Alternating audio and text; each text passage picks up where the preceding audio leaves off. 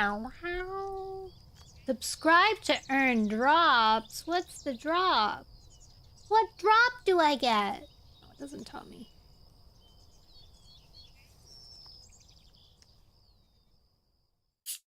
Can't believe it.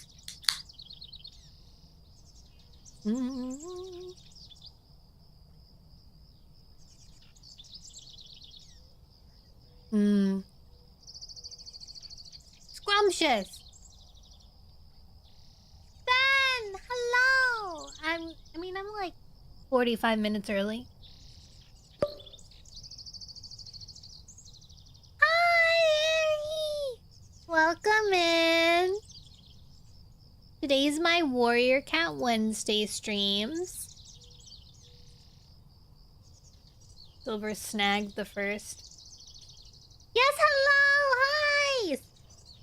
Look, we have a new friend on the screen. Tell me how the bird song sounds. If it's a good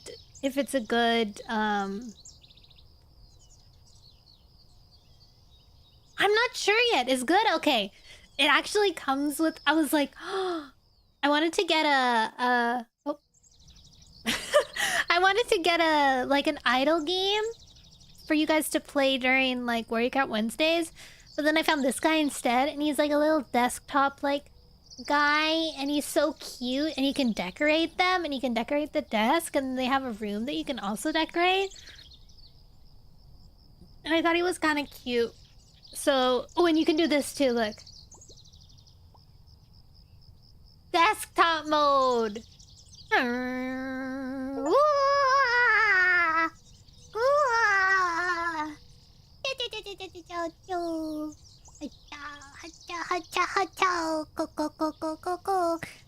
This game is called No Slack Pet. It's kind of like that new game that's going around, like Goge.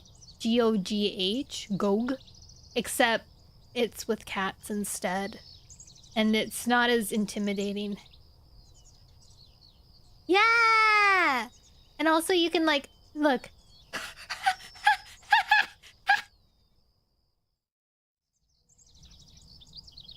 Oh my god, look at him! Oh my god, I love him. He's like a Shinigami or whatever those old like games that would let them run around. Anyways, you can like decorate him. Here. Oh, what happened, dude? Your hands are too low. Anyways. Oh, I got new headgear. Oh, look at this guy. Sorry, it'll cover the whole screen. Oh, it's so cute. So you can get like different hats and stuff for them. Like this balloon one. I think it might get in the way though. And then you can buy like eyes and stuff. Ooh, yeah.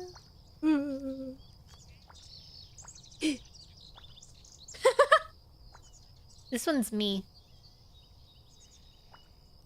That one's also me. Oh my god, it's animated!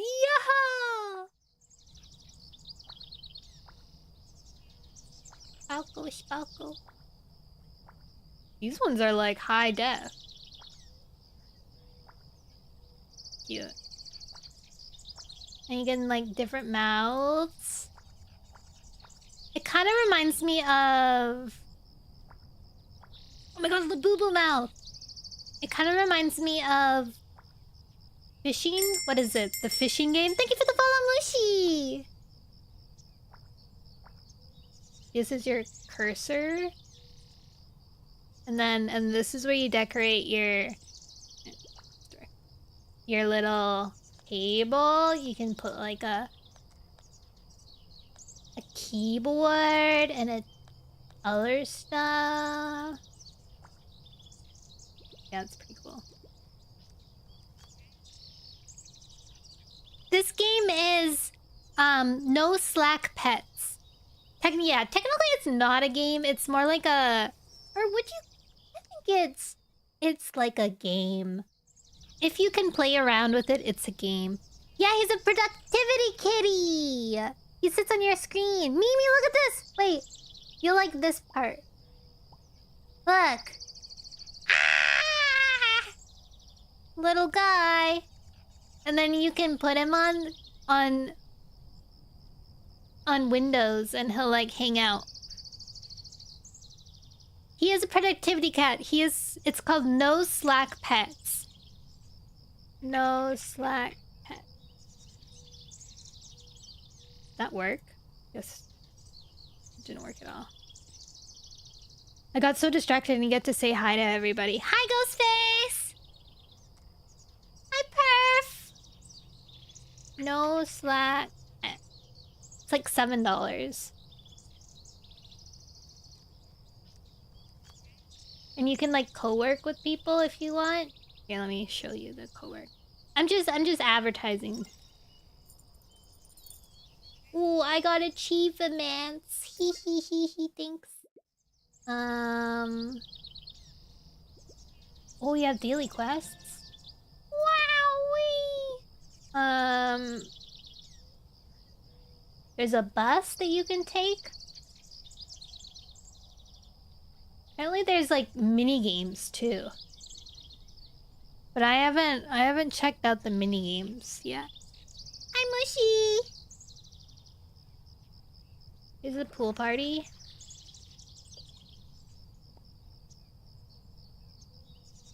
Oh, I'm the only one here! Oh wait, I think this is a crane game. How do I crane? Oh! Wait. The heck? Why do I suck? Wait! It shouldn't be this hard!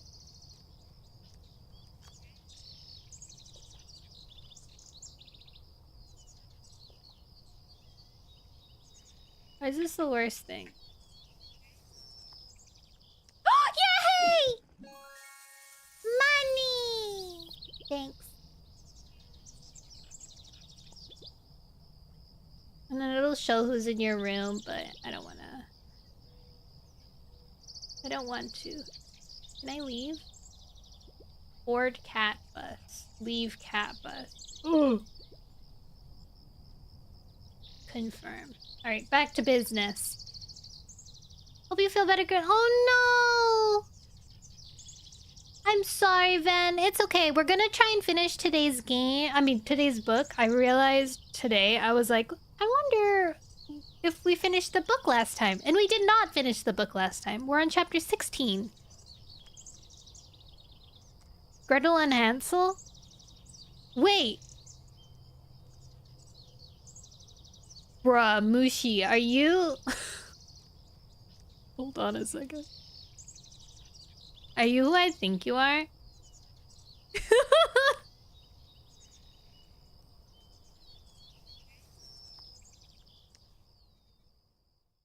Mushi, answer!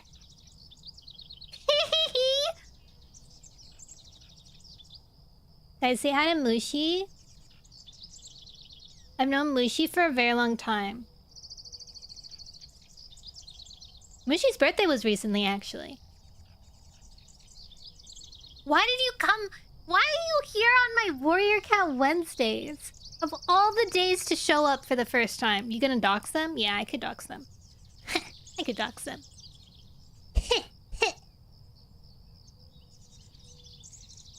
Of all the days.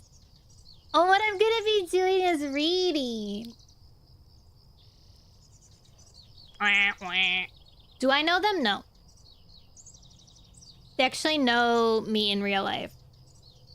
I have something in my eyeball. It's not out. I think I'm getting karma because I poked my cat's eyeball today. And now my eyeball hurts. Saying Gretel and Hansel was a very smooth way. Was a very smooth way to out yourself.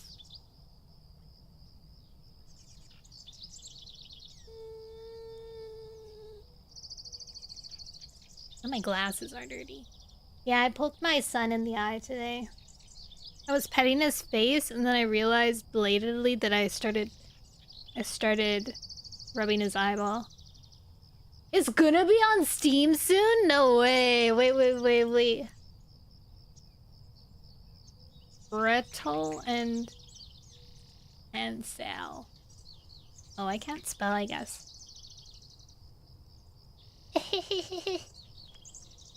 Memories all alone in the moonlight. Where the heck is... Okay. I had to go back to see what you spelled it. Hansel. Gretel and Hansel. It's not on yet. But it's past Halloween. It's past Halloween, so I can't play it. I have to wait an entire year.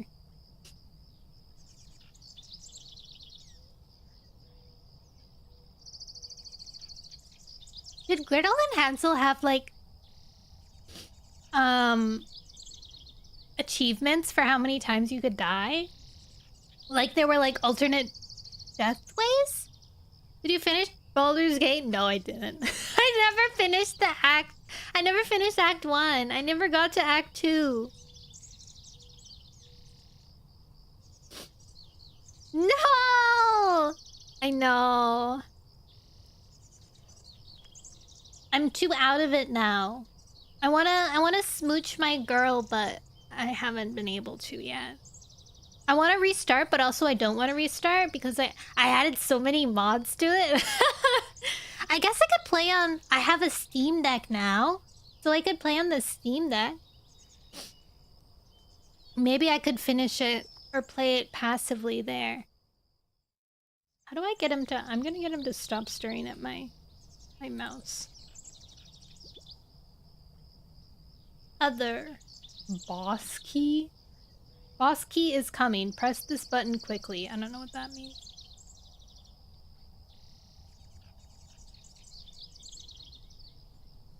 There we go.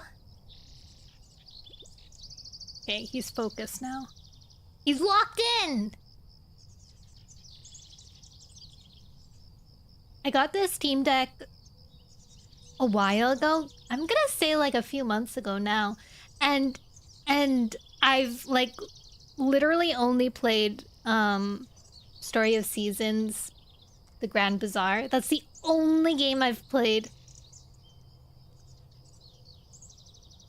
I have so many hours in it now. Let me see how many hours. Actually, I need to update it soon. Oh, yeah, you.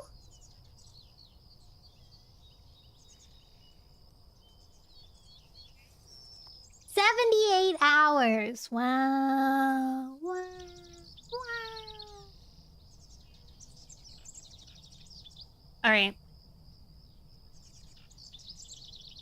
Even though Ven isn't here, I must complete my duty to keep reading Warrior Cats. Mushy, enjoy, I guess.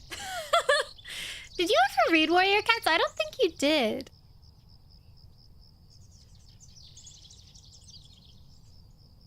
Usually people just lurk for this stream. So, you didn't? Bruh.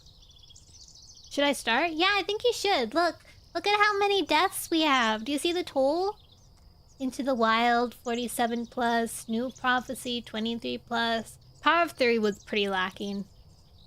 Omen of the Stars. Omen of the Stars, 27. I thought there was gonna be more. Dawn of the Clans is pretty good. Thank you for participating. Enjoy your carafe of water. Alright. We're gonna start reading. Please enjoy. I saw a Warrior Cat book at the airport and thought of you. Aw, thanks. I love being thought of when people look at Warrior Cats. I love it when people send me their Warrior Cat memes. It's pretty funny.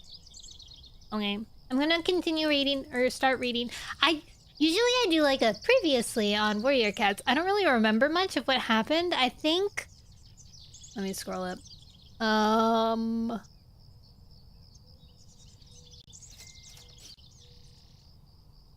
Okay. I think they decided to do a vote to move to the... Thank you, Miffy, for the check-in. Mwah. I'm pretty sure they... Right, so the gorge cats, the moor cats, they made a vote to decide which place they wanted to live because the moor clan was disbanding pretty much. So they all split ways. Thunder we followed for a while. He went with his dad, Clear Sky, but then there was like some drama. Whoa. There was some drama that happened. Clear Sky started wooing his ex-girlfriend, which is kind of crazy. So now Thunder's dad is dating his ex-girlfriend, or they're like mates, quote unquote. Hi, buddy. And how are you? I'm pretty good. It's so funny to hear anything since I don't know. So I know I love it when people are just listening in. And that created a drama. Thunder didn't really like what was going on. He also didn't like how Clear Sky was leading, so he was like, you know what? I'm out. Bye, dude. And then a few other cats were like, I'm with you, Thunder. This place sucks. And so they left and they found like a gorge to kind of stay in, and they're like the beginnings of a new clan, so they're pretty like sparse and in need of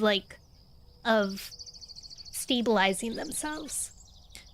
But unfortunately, while Thunder went out and was doing some like patrolling and looking for food, he ran into these two old cats, and these cats were all beaten up and tired and exhausted, and turns out they were from the mountains, which is where his father came from. And he was like, oh my god, the mountain cats came from you guys. And it was like Clear Sky's mom, and he was very... She's very... I think they did a good job at making her seem like a really bigoted old person. Like, not up with the times. And like, she's like... She sees her son, and her son had like broke his legs.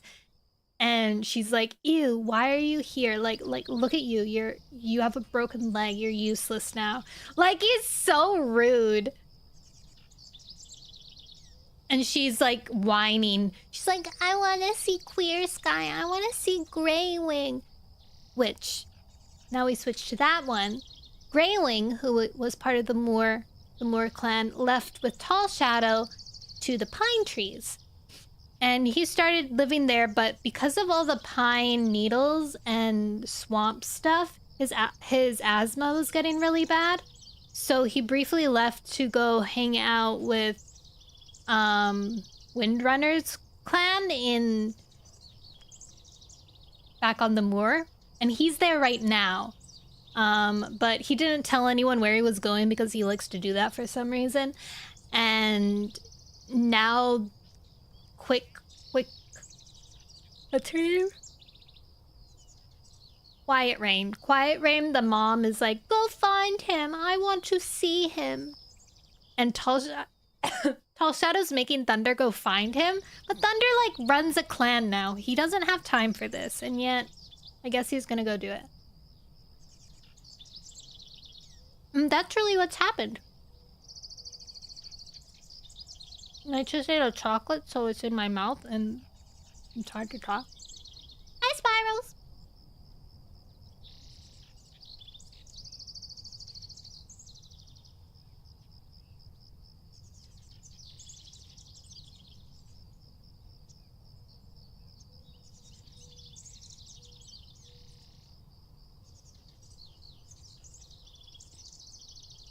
What kind of chocolate? It's the Kinder chocolate.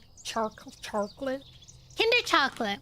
The mini Kinder surprise. You know, it's like a Kinder, and then in the middle it's like that soft milk. It was a bag from Halloween. I just bought Just bought the entire Halloween bag and I've been eating it. There's 55 in here? I have like 7 left. Whoops.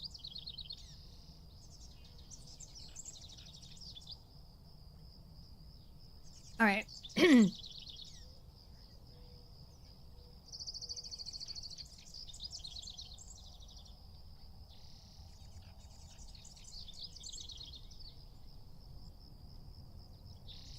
Whoa.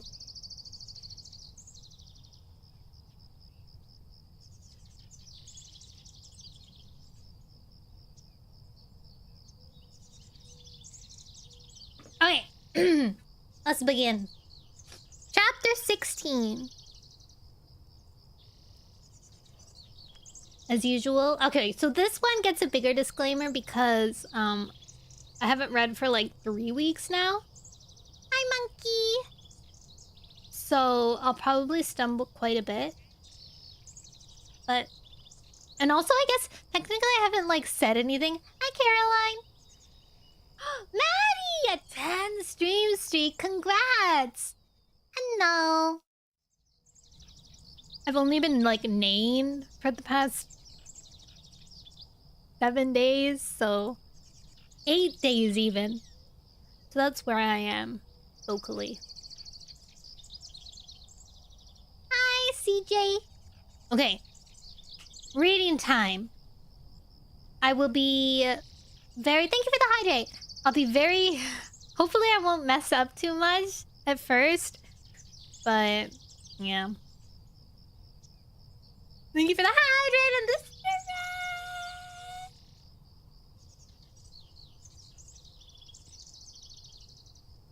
Don't get distracted. Yeah. Guys, don't distract me. Have you read the Warrior Cats comics? Yes, actually, I have all 3. I have every single one that is out right now.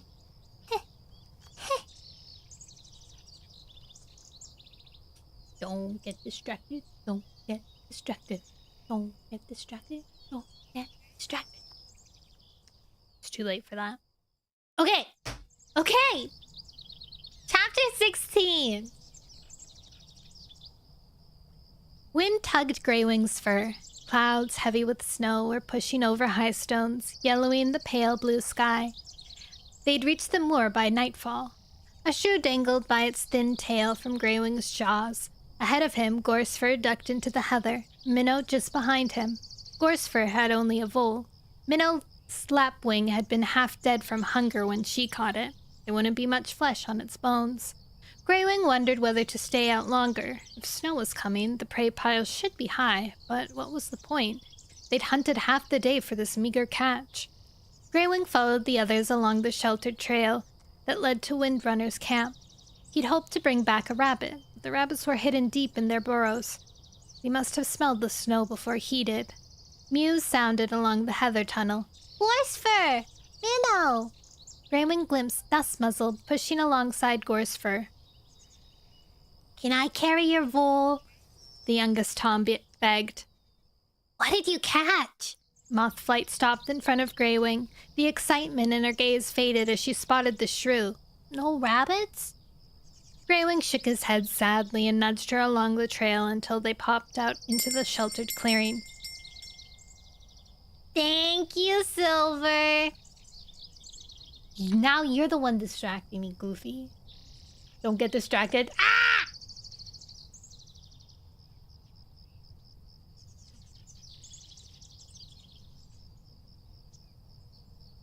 Hi, Ra. Mama. Windrunner was pacing the far end, her gaze flicking towards the thickening clouds. Reed stood near her, sniffing Slate's injured ear. The foxbite had healed quickly in the days since the attack, but Reed was still careful to keep checking for any signs of sourness in the wounds. Greywing dropped his shrew. Is Slate okay? He called to the silver tabby. Her ear will be fully healed in another quarter moon, Reed answered. Slate ducked away from him. I wish the fox had torn out a lump of fur instead. She shook out her pelt irritably. At least fur grows back. Greywing, can I put your shoe on the prey pile? Mothflight's mew snapped him from his thoughts. Yeah. He glanced at the empty patch of grass. Dustmuzzle was already dragging Gorsfur's vole towards it. Minnow padded past him and dropped her scrawny lapwing. Mothflight grabbed Greywing's shrew and raced over to place it on top. Greywing was glad he could help the moorcats hunt, but he felt guilt prickling in his belly. Surely his campmates in the pine forest needed help too. Greywing's not as fast as he used to be. Jagged Peak's words rang in his ears, and once more he remembered his arguments with his brother and Tall Shadow. You've been giving orders since you came back to camp. Did Tall Shadow really believe that? Perhaps he should return to the clear air. And yet it still rankled? It still rankled that he'd been accused of being weak and of trying to take over as leader. Make up your minds. Tall Shadow and Jagged Peak seemed ready to criticize everything he did. Here on the moor, he was accepted as he was. Windrunner was grateful for the prey that he caught. Slate seemed to enjoy his company, settling down beside him each night so they could talk before they slept and shared their warmth. And, away from the dampness of the forest, his breathing has eased. He felt as though the wind had reached deep into every part of him. He could run faster, breathe more deeply, and sleep more soundly. Pebbleheart would be worried about him, though. Now that Sparrowfur and Owl Eyes had moved to Clear Sky's camp, the young Tom must feel alone. I miss him. Greywing's chest tightened as he remembered Pebbleheart's soft, solemn gaze. I should go home. Slate crossed the clearing towards him. Her thick gray fur rippled as she walked. Maybe tomorrow. Was that all there was? Slate nodded towards the prey pile. Greywing met her gaze apologetically. We were lucky to find that. Snow's coming, and most of the prey is taken into its nests. Slate sighed. Just when we need it most. I'll go out again later, Greywing offered. I'll come with you. We could try the tunnels. Greywing hadn't ventured underground yet. He'd never shared Acorn for his love of hunting in the dark, but they might unearth a rabbit's nest. Slate's eyes glittered with unease. I've never hunted underground. We won't go deep, Greywing promised. His gaze snagged the scoop in her ear where the fox had ripped off the tip. A dark scab edged it. Slate dropped her gaze. How bad is it? You look a bit like an owl, Greywing teased. Slate lifted her muzzle sharply. At least I can still hear. She stared pointedly at Greywing's ears. It's a wonder you hear anything at all. You have so much fluff in your ears. I'm surprised mice don't make nests in them. Greywing nudged her playfully and she began to purr. Windrunner! Dustmuzzle's anxious mew sounded across the clearing. I hear paw steps. Reed tasted the air, his muzzle high. A forest cat's headed this way. Fur bristled along Gorsfur's spine. Windrunner padded cautiously towards the camp entrance. Minnow dropped into a defensive crouch. Can you tell who it is? Greywing opened his mouth and let the breeze bathe his tongue. He recognized the scent at once. It's thunder. Windrunner pricked her ears. What's he doing on the moor? Gorsfur narrowed his eyes. I thought I smelled his scent while we were out hunting. Minnow nodded. Me too, near the 4 trees, and I smelled more than one cat. Windrunner blinked at the gray and white she-cat. Rogues? Minnow shrugged. They smelled strange. The heather shivered as paw steps headed along the tunnel. Thunder poked his head into camp. May I come in? He glanced at Windrunner. Windrunner dipped her head in greeting. You are welcome. Oh wait, you are welcome. Thunder slid out from under the heather, his orange and white pelt bright against the gray leaf-bare branches. Greywing, you're here! His eyes lit up. I've been tracking your scent. Greywing tipped his head. Why? Surely his own campmate should be hunting for him, rather than Thunder. True. Tall Shadow sent me. Greywing shifted his paws, feeling suddenly guilty. Is she okay? Worry sparked in Thunder's gaze. A chill ran down Greywing's spine. Slash! Had he attacked the camp? He'd assumed that Fern's plan to distract the vicious rogue had worked. She's fine. Thunder's tail twitched. Everyone's fine. Then why did Tall Shadow send you? Greywing frowned, puzzled. I found some strangers in the forest. Thunder explained hesitantly. They were looking for Tall Shadow, so I took them to her camp. Greywing leaned forward, curiosity prickling his pelt. Why did Thunder seem so wary? Strangers? They wanted to see you. Slate shifted beside Greywing, her pelt bristling. Who are these strangers? Ainu. Windrunner tipped her head. Where are they from? Thunder stared at Greywing. They're from the mountains. Mwah. The mountains? Greywing's thoughts whirled. Had the tribe followed the sun trail? He remembered his dream of the empty cave behind the waterfall, but they wanted to stay among the peaks. Had something terrible happened to drive them from their home? Thunder lowered his voice. It's Quiet Rain. My mother! Greywing's heart quickened. The journey from the mountains had been difficult for the young and healthy cat he used to be. Quiet Rain would surely have found it even more trying. Is she okay? She's weak and hungry, and carries a wound, but Pebbleheart is taking care of her. Thunder told him she came with a cat named Sunshadow. Moonshadow's son. Anxiety fluttered in Greywing's belly. What was she doing here? I must go to her, he meowed, heading for the heather tunnel. Wait! Slate called. Who's Quiet Rain? Greywing glanced back at her. She's my mother. Why hadn't he been in the forest to greet her? He shouldn't be here on the moor. He had duties and responsibilities at home. As he shouldered his way through the heather tunnel and burst out into the grass beyond, he felt his breathing shorten. His heart pounded in his ears. Wait for me! Paws thrummed behind him as he raced across the moor. Thunder caught up with him, panting. Slow down! He puffed. She's not going anywhere. I should have been there. Greywing struggled to speak, fighting for breath. Thunder swerved across his path. There's no use getting there so out of breath you can't even speak to her. Greywing halted. You're right. His chest wheezed as he spoke. Hi, Hitty. Let's walk. Thunder fell in beside him. Tiny flakes of snow spiraled from the sky as dusk fell. There would be snowfall by morning. Padding slowly, Greywing let his fur smooth, relaxing until his breath began to ease. Is Quiet Rain's wounds dangerous? I don't know. Thunder answered. Pebbleheart says it'll take a while to heal. Is Clear Sky with her now?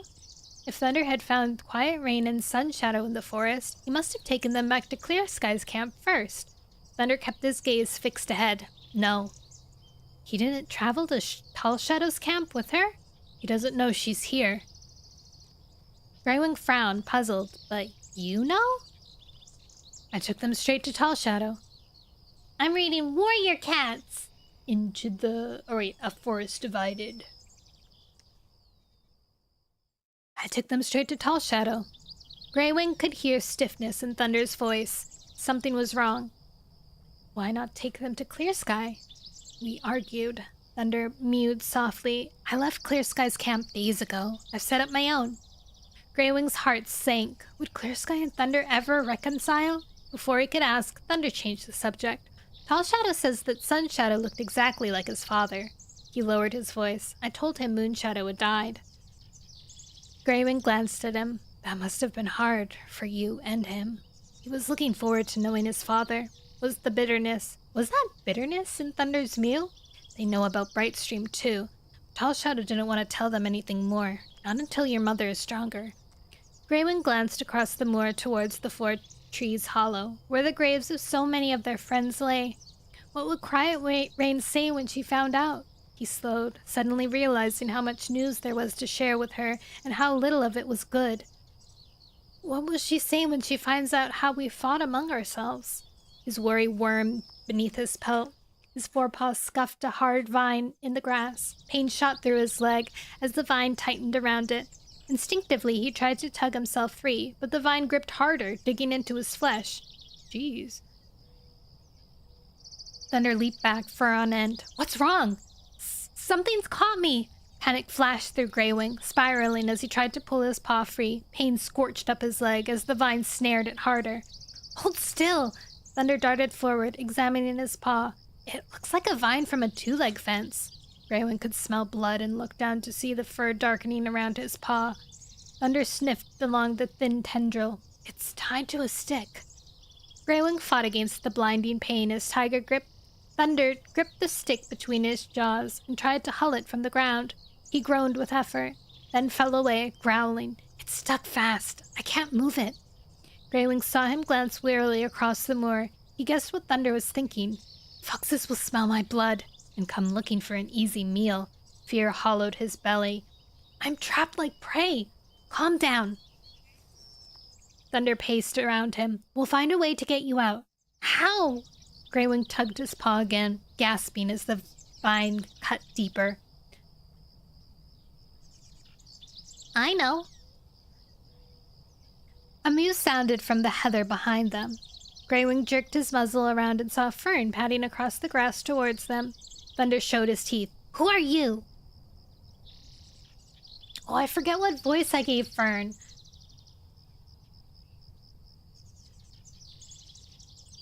Fern paused and tipped her head. Greywing knows me. She's Fern, Greywing rasped. Fern circled them, leaving a wide berth between her and Thunder. Thunder's gaze was suspicious, his orange pelt bristling. You know how to free Greywing? He growled. How? Did you set up this trap? Fern purred with amusement. Don't be dumb. It's a two-leg trap for rabbits. If I knew how to set it, I'd never go hungry again. She rolled her eyes at Greywing. I can't believe you were mouse-brained enough to walk into it. Greywing gritted his teeth. Just get me out.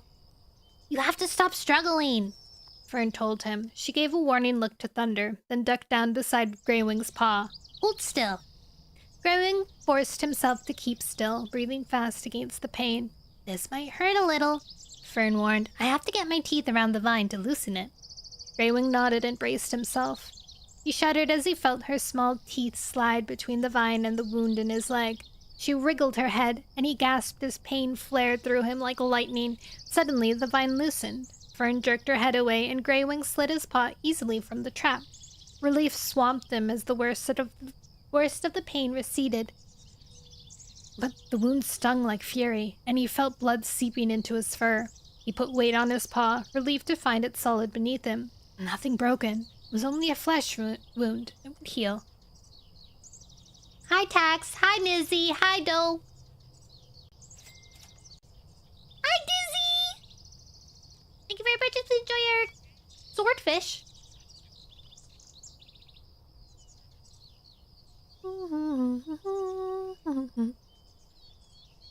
Thunder stared at the scarred she-cat. Who are you? Fern caught Greywing's eyes. She's just a rogue, he shrugged. Fern's eyes flashed. Just a rogue? She snorted. I'm the rogue who lied to a murdering Tom just to save your friends. Greywing's ears pricked. You spoke to Slash? He asked eagerly. I promised I would, didn't I? Fern lifted her chin. I told him about the prey and he went to look for it, just like I said he would. He's such a greedy fox. Thunder's eyes were wide. Who's Slash? He's another rogue, Greywing told him. He sent Fern to spy on us. Thunder narrowed his eyes at her. You're a spy? Leave her alone, Greywing told him sharply. Slash is as cruel as One Eye. It took a lot of courage to lie to him. Fern puffed out her chest. She looked like a scrawny pigeon. Greywing realized that she was skinnier than ever. Have you been hunting in the hollow? He asked. Yes. She shrugged wearily, but there wasn't much prey. Come back to my camp, Greywing meowed. When Slash finds out you sent him looking for prey that isn't there, he won't be pleased. He'll be safer with us, and you can share our prey. Thunder eyed him. Tall Shadow might have something to say about that. Not when I explain what Fern has done for us. Greywing began to pad towards the pines. They loomed against the darkened sky, and snow was falling thicker. Pain shot through him with each paw step, but he ignored it. His mother was waiting for him. Fern trotted after him. Can I really come with you? She sounded like a nervous kit. Yes. Thunder fell in step beside her. Why did Slash want you to spy on Greywing's camp? Fern shrugged. He doesn't like to share his land with other cats. This isn't his land, Thunder growled. If it was, we'd have seen him before. Where does he come from? We used to live as strays in the two-leg place, but Slash got bored of eating two-leg waste and decided there would be richer pickings out here. Fern gazed across the fast-whitening moor. Slash doesn't like to admit when he's wrong. Stranger Things, hi! Sippy.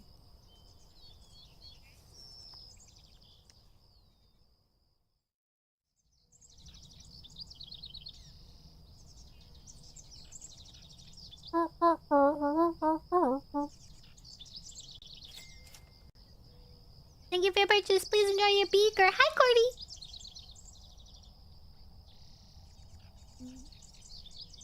Why do you stay with him? Thunder's gaze flickered over her knotted fur and scars. Fern stared ahead. I have no one else. Not even kin? Surely. Greywing cut in. Leave her alone, Thunder. Thunder shrugged. Okay. He nodded towards Greywing's paw. How does it feel? It hurts, Greywing told him. Pain throbbed where the vine had sliced through his flesh, but Pebbleheart will know which herbs will soothe it. They headed down the slope towards the thunder path. Monster tracks sliced through the slush covering the smooth black stone. Greywing pricked his ears, listening for monster growls. He heard nothing through the muffling snow, and there was no sign of eyes flashing in the distance. Come on. He limped across the thunder path, relieved to smell pine sap as he reached the other side. Fern's black pelt was dotted with flakes, snow-speckled Thunder's whiskers. A fresh flurry whirled around them, and Greywing ducked between the straight, dark trunks into the shelter of the forest. Thunder led the way to the bramble camp. Fern stayed close to Greywing, pressing closer as they neared. Are you sure this is a good idea? She whispered as the ring of brambles loomed ahead of them. Familiar scents filled the air. You'll be fine, Greywing promised her. Skirting the camp wall, he followed Thunder through the entrance. He scanned the wide clearing. Quiet rain? His heart swelled with excitement. Mudpaws looked up from the prey pile, where Mouseear was sifting through the day's catch. Tall Shadow and Jagged Peak sat in the shelter of the camp wall, their heads close as they shared words. Tall Shadow spotted Greywing. You're back! Relief flooded her mew. I'm sorry I stayed away so long. As Greywing dipped his head, Dew-Nose's voice sounded from the large den at the far end of the clearing. Holly, can we play in the snow? Tomorrow, Holly's voice answered. It's time to sleep now. Greywing blinked, impressed at the dens she built while he'd been away. Another den jutted from the side of the camp. Greywing opened his mouth and tasted a sharp tang of herbs billowing from it. Greywing? An old mew rasped from beside it. Lying on the ground, her speckled gray pelt camouflaged against the snow-fleckled needles, was Quiet Rain.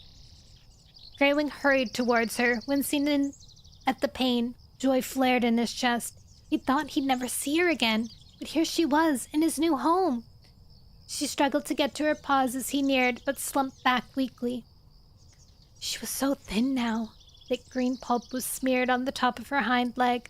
Her eyes shone as they met his, but he could see the exhaustion in their blue depths. I miss you! Hello, Mishu! Welcome in! How was your stream? Mishu!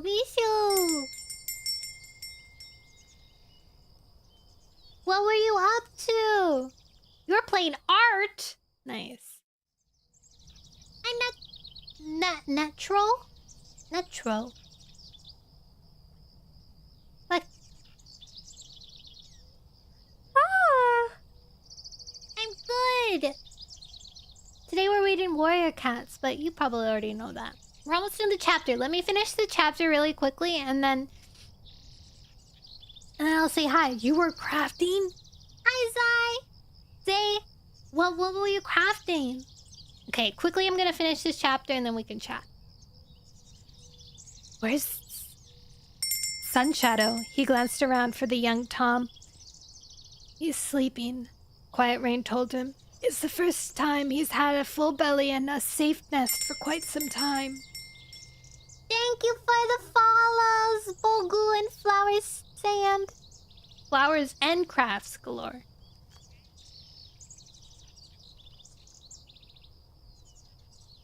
Greywing blinked anxiously at his mother. Are you okay? The tang of herbs filled his nose. Thank you, Ahak. My goodness. So many of you. Hello.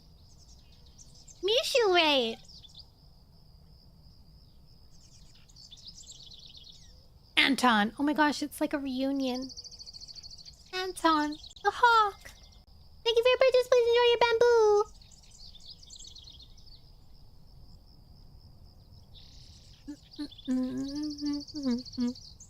I'm here, she murmured. That's all that matters. Emotion tightened Greywing's throat. He thrust his muzzle against Quiet Rain's cheek. She relaxed at his touch, and her pelt rippled with pleasure as he breathed in the scent of her. For a moment, he was a kid again, nuzzling beside her belly in the warmth of their mountain nest. Suddenly, she pulled away. I smell blood. Fear lit her gaze as she saw Greywing's injured paw. What happened to you? I got caught in a two-leg trap. Her blue eyes clouded. Why did you ever come to this place? Her wail was thin, like the mewl of a kid. There is nothing but danger and death here. You should have stayed in the mountains. Hi, Anthony. Your VTuber's so cute. Thank you. Okay, that's the end of the chapter. Hello, everyone from Misha's Raid. My name is Nono Noelle. Today we're reading Warrior Cats because it is Warrior Cat Wednesday, in which I read Warrior Cats. We're on the 1, 2, 3, 4. We're on the 5th series. 5th book? Wait, no way. We're not on the 5th book. Is the forest divided the 5th book? Maybe it is. Huh. What were you crafting, Mishu? Yeah, let's collect some goodies. Probably. You may call me Pause. Hi, Pause. Nice.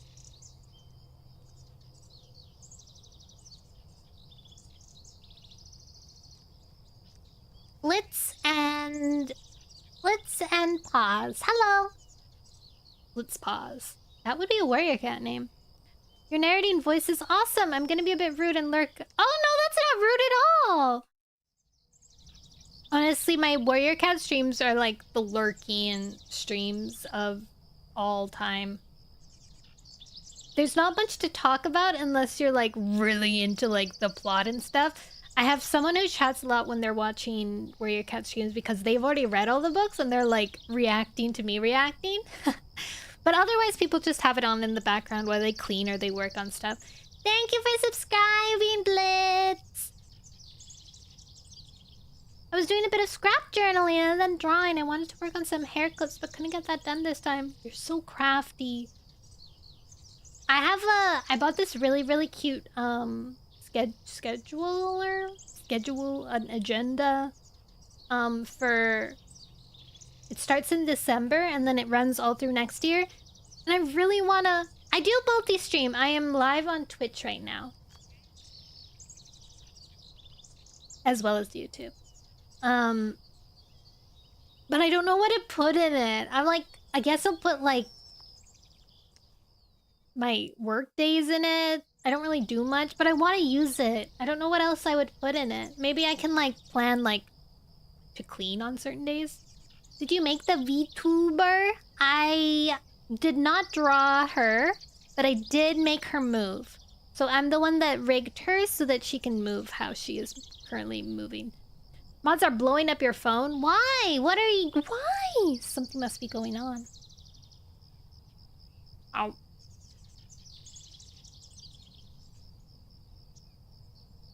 Mmm.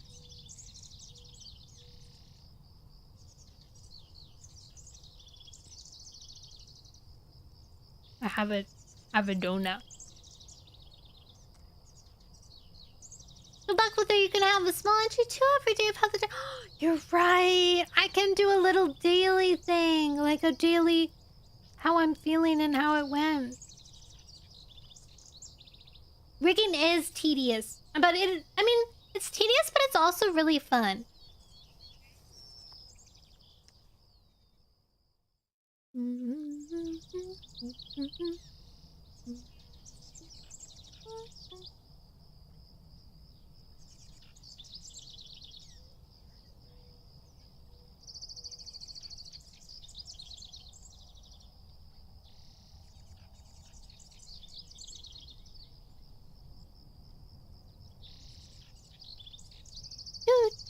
Rockin' Robin.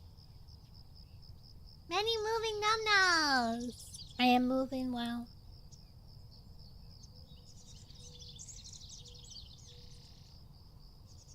Alright. Alrighty. Let's keep reading, guys. Thank you for all the follows. Thank you, YouTube, for all your chattering. Chapter 17. Hi, Kai. What kind of donut? It's just like a sour cream glaze, I think.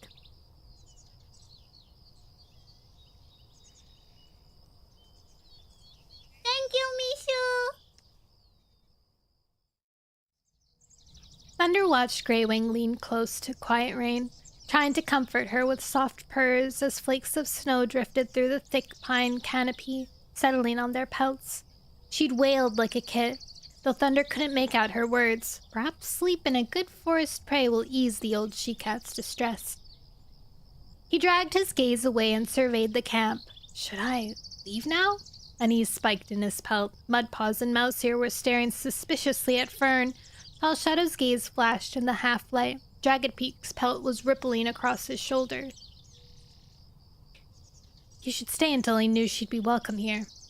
Fern shifted beside him. Maybe I should go.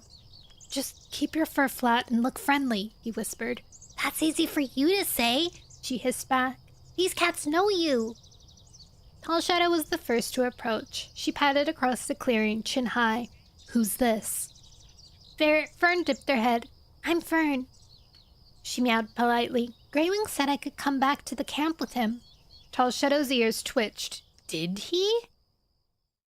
No, I cannot make my model bald. Fern glanced at the entrance. I can leave if you like. No. Tall Shadow's gaze moved slowly over the black she-cat. If Greywing said you could come, he had a reason. Jagged Peak limped towards him. Has Greywing been rounding up strays? I'm a friend. Fern's eyes sparked indignantly. Should I tell them about Slash? Thunder glanced at Greywing. No, let Fern tell them if she wants, or Greywing. It's none of my business. Holly padded from her den, exchanging looks with Mudpaws and Mouseear as she passed them. Stormpelt and Dewno's raced behind her, Eaglefeather at their heels. Fern silently met Holly's curious gaze as the she-cat stepped in front of her. Thunder could feel her trembling. Her pelt's all knotted. Dewno scrambled to a halt. Is she another mountain cat? Stormpelt asked. What are those scars? Eaglefeather paced around Fern, sniffing her pelt.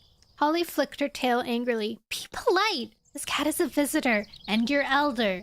She dipped her head to Fern. I'm so sorry about my kids. They speak before they think. They have spirit. Fern meowed stiffly. They'll grow into fine hunters. Holly puffed out her fur proudly. Jagged Peak narrowed his eyes. You say you're a friend. Can you prove it? Holly glared at her mate. This poor cat is half starved. Let her prove her friendship when she's rested and eaten. She nodded towards the prey pile. Mudpaws dug up a moss nest today, so there's enough for all cats. Come and choose one. She beckoned to Fern with a flick of her tail.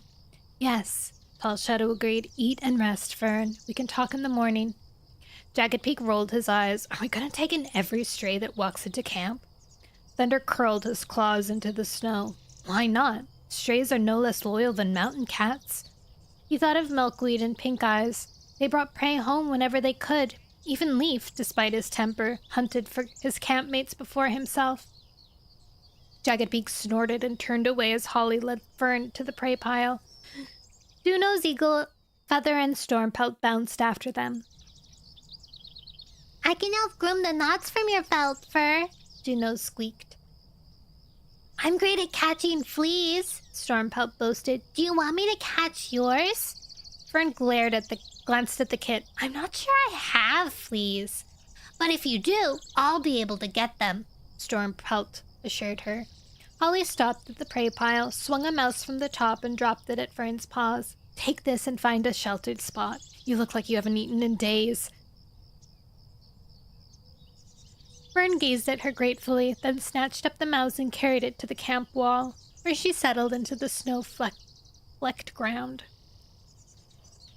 Dewno scampered after her. Let the poor cat eat in peace, Holly called. I will, I promise. Dewno's flopped down beside Fern and stared at her as she ate. I love kits.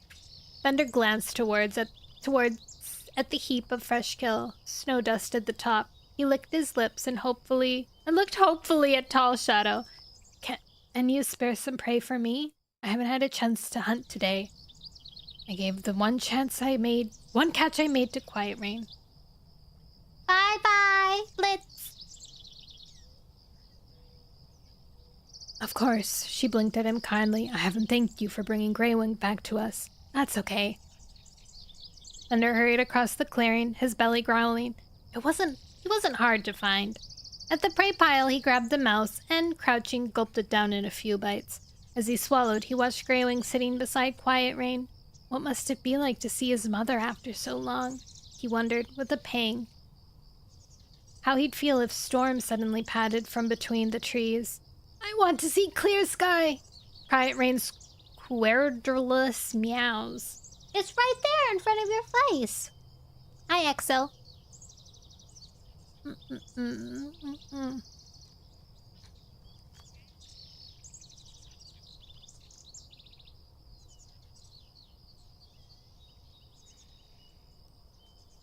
I want to see clear sky. Quiet Rain's querulous mew sounded across the clearing. Greywing's gaze swept around and stopped at Thunder. Will you get your father? Thunder froze, the mouse suddenly sitting heavy in his belly. Why is he being the fetching cat? Now?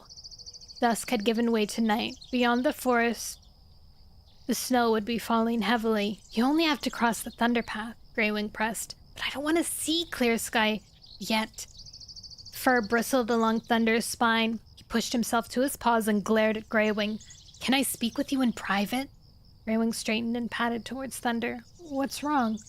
Thunder lowered his voice. I told you I left Clear Sky's camp, he hissed. That wasn't easy to do. I'm not going back this quickly. I'm not asking you to live with him again. Greywing's gaze hardened. Just to get him. Send some other cat. Thunder glanced around at the camp. Mudpaws and Mouse Ears were sharing tongues. Tall Shadow was sitting in the clearing, watching Fern as she ate beside Holly and the kits. Pebbleheart was sniffing at Quiet Rain's wounds while Jagged Peak paced outside his den. Greywing flattened his ears. Quiet Rain is your kin. She is kin to us all. Clear Sky is your father. You should be the one to tell him. No! Thunder growled. I've spent all day taking cats from one camp to another. I'm tired. Stop acting like a kid. Greywing snapped. Clear Sky will want to know that Quiet Rain is here. He'll be grateful you told him. It might put an end to your conflict. Thank you for the follow the night.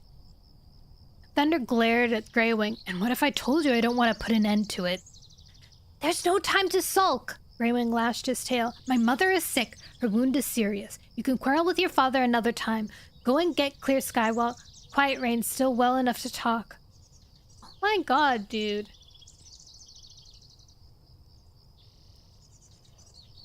Can they not tell him to do things?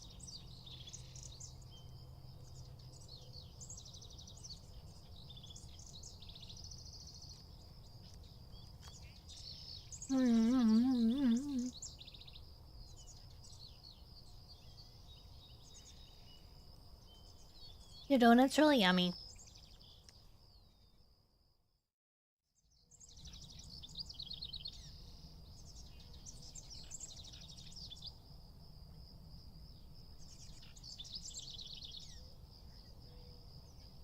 Thunder stared at Greywing. Was Quiet Rain that ill? Okay, he growled. I'll go. Ignoring the frustration hardening in his belly. Hi, Night. He headed for the camp entrance. At least he'd had something to eat. Clearing the camp, Thunder hurried between pines creaking under the weight of snow. He scanned the shadows until he reached the thunder path. It cut a dark gorge between the neat pines and rambling oaks. No fresh monster tracks showed in the thick snow, and he crossed the path easily and slipped into the forest beyond. Irritation still itched beneath his pelt. Greywing could have sent someone else. Thunder veered off the path to Clear Sky's camp, heading instead for the ravine. He had his own cats to take care of, and he'd made a promise to Milkweed that he'd be back by nightfall. He'd check on them, then he'd visit Clear Sky. By the time he reached the top of the ravine, his paws ached. Snow swirled into the small valley and settled on the brambles and gorse below.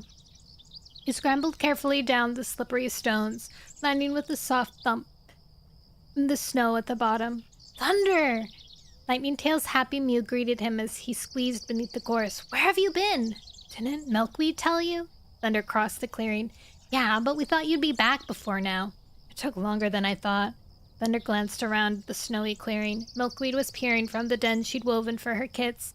You could see Clover's and Thistle's eyes shining in the darkness beside her. Pink Eyes crouched at the edge of the clearing, chewing on a scrawny starling. Leaf bounded across camp, a squirrel dangling from his jaws. He nodded to Thunder as he passed. Looks like you've had a good hunting today. Thunder called after him. Lightning Tail puffed flakes from his nose. Pink Eyes smelled the snow coming, so we've been hunting all day. It might be our last chance for a while. He flicked his tail towards the prey pile, which was nearly as full as the one at Tall Shadow's camp. Leaf carried the squirrel to Milkweed's den and dropped it at the entrance. Thunder blinked. Was he actually taking food to the queen and her kids? Thanks, Leaf. Milkweed blinked gratefully from the shadows and hauled the squirrel into the brambles. Do you want to come in and share it? If there's room, Leaf answered. Leaves rustled and Milkweed and the kids squeezed together, and Leaf slid inside. Thunder glanced at Lightning Tail. Lightning Tail shrugged. I think he feels guilty for saying she couldn't hunt. She brought back as much prey as he did today. He flicked his tail towards the prey pile. You must be hungry. Have something to eat. I ate at the Tall Shadow's camp, Thunder told him. The bracken rustled beyond the prey pile. Owl Eyes nosed his way through, shaking snow from his muzzle. Thunder, you're back! He hurried across the camp. But I have to leave again, Thunder explained. I have to get Clear Sky and take him to Tall Shadow's camp. One of the mountain cats is his mother, and she wants to see him. Why can't he just be like, hey, go to Tall Shadow's camp?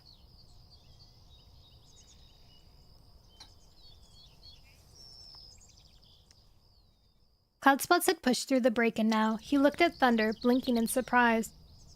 Quiet Rain came all the way from the mountains just to see him?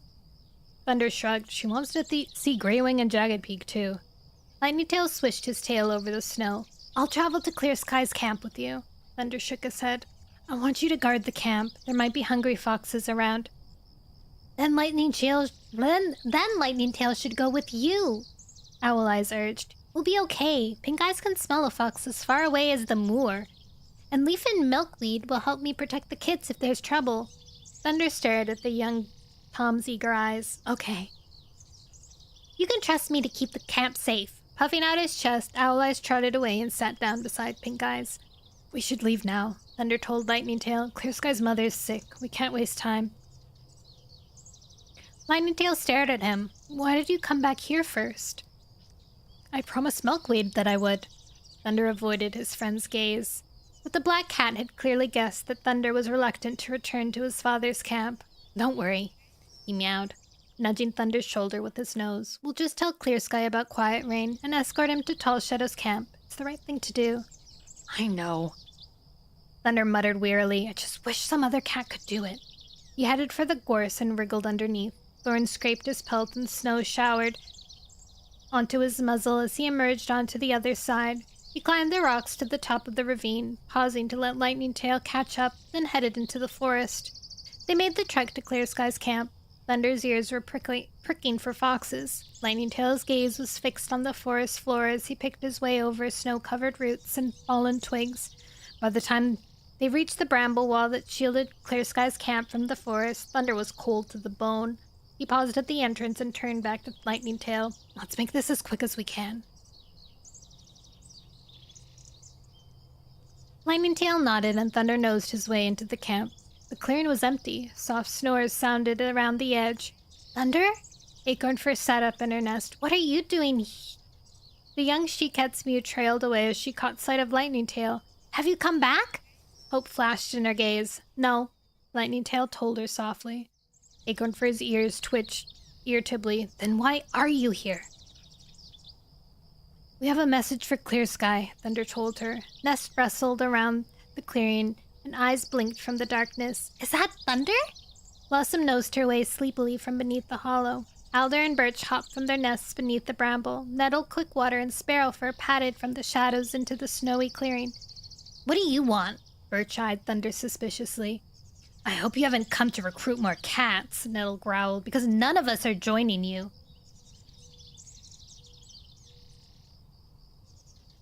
I wish I was. Ursa from Genshin.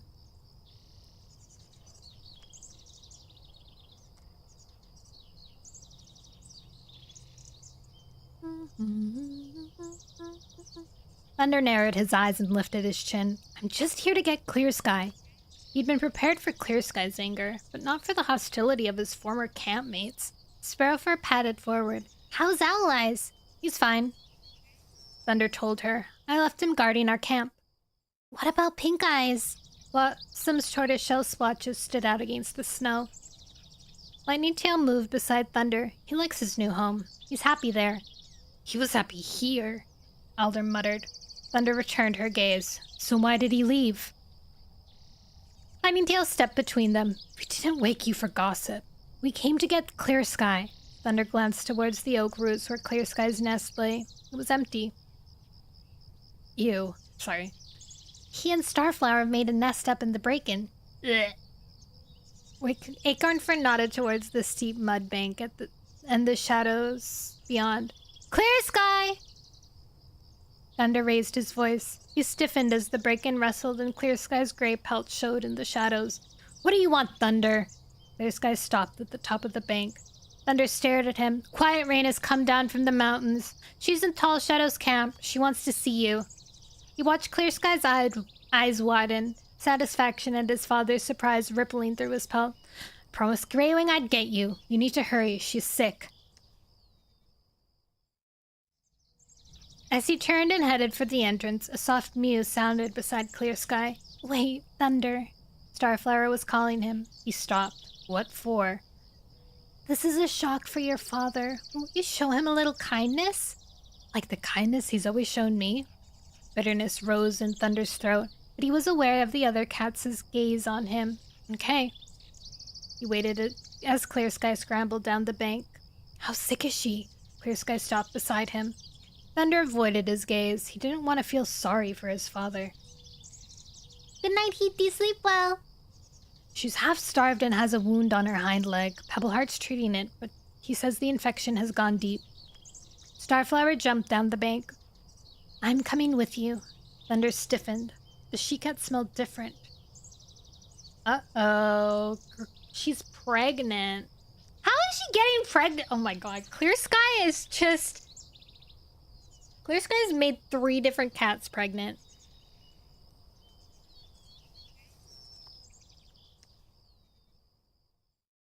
She-cat smelled different, and there was a gentle glow in her eyes, which he'd never seen before. Please stay here, Clear Sky told her gently. It's cold. You should rest. You're expecting our kits. That was so fast. How would he even know? I guess maybe the smell? But it's been like, what, 3 days since Thunder left camp? So maybe they were at it before? Like, before Thunder even knew? Eek. Ugh. Gross.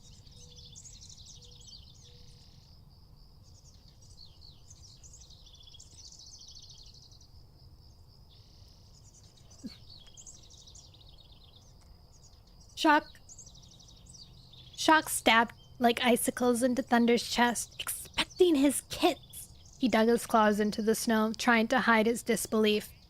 Clear Sky's right, he growled. You should stay here. Besides, this isn't your concern. Quiet Rain is our kin, not yours. Acornfern stepped forward. Her eyes flashed in the dark. What's done is done, Thunder. Don't be cruel. Thunder glanced at her. What do you know about cruelty? Your mother didn't die when you were a kid. Your father didn't send you away. Thank you for your purchase. Please enjoy your crystal. Hi, Stray Kid. Do you play Roblox? I have played Roblox. Come on, Lightning Tail murmured in his ear. We're wasting time. Thunder faced Clear Sky. Are you ready to leave? Clear Sky's tail trembled. Yes. By the time they reached Tall Shadow's camp, the snow had pierced the pine canopy and was falling in heavy clumps onto the forest floor. An icy wind sliced between the dark trunks. Thunder ducked through the bramble entrance, relieved to reach shelter of the high camp walls. He waited for Clear Sky and Lightning Tail to follow him through. I can't believe... Okay, I'm so I cannot believe they made Thunder go out 3 times to get people. He brought them to Tall Shadow's camp, and then he was asked to go get Greywing and then get brought back, and then he's asked to go get Clear Sky and bring them back again. Oh my god. What's my favorite game? Outer Wilds.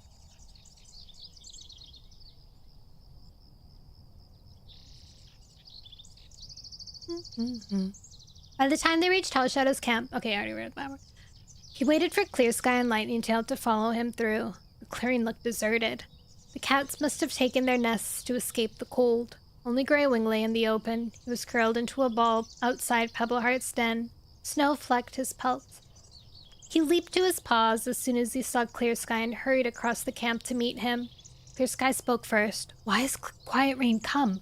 Did something happen in the mountains? Greywing shook his head. She came to see us. She's weak and sick from the journey. He nodded towards Pebbleheart's den. She's waiting for you. Thunder watched his father hurry across the clearing and disappear into the bramble den. Thank you, Thunder. Greywing's breath stirred his ear fur. Thunder drew away from the Grey Tom. Greywing's harsh words from earlier still rang in his mind. Stop acting like a kid. Anger prickled beneath his pelt. You asked me to get him, so I got him, he snapped. He'd spent all day doing what every cat had asked of him, and now he was tired.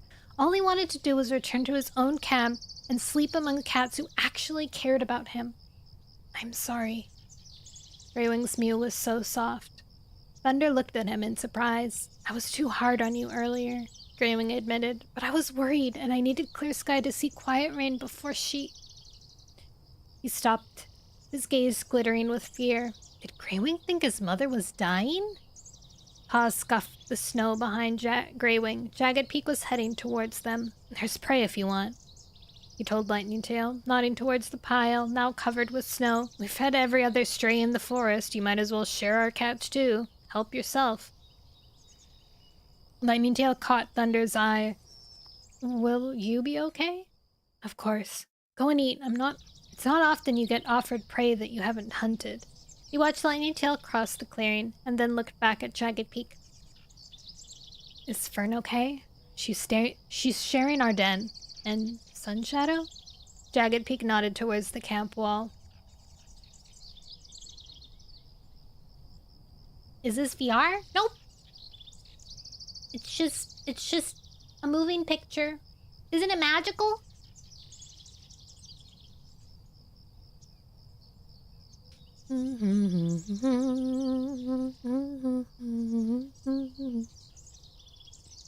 Thunder could make out a dark shape huddled beside Mudpaws and Mousefear in a nest of pine branches. He ate 2 mice and fell asleep. He hasn't moved a whisker since dusk. Thunder nodded, satisfied. Quiet Rain has all her sons around her now. Once Lightning Tail is eaten, we will return to our camp. Don't you want to wait and see how she is? Jagged Peak asked. She's your kin, too. Thunder snorted. Clear Sky is hardly my kin. Why should Quiet Rain be any different? Jagged Peak's eyes glittered in the darkness. It's easy to be angry, Thunder, but anger achieves nothing except heartache. Have some pity. This must be hard for Clear Sky. Only because he'll have to admit to her how much trouble he's caused. Greywing moved beside him. It's hard for all of us.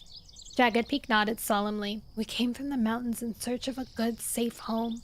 That's what Quiet Rain expected to find when she got here. But all we have to tell her are stories of battles, sickness, and death. This isn't what any cat wanted.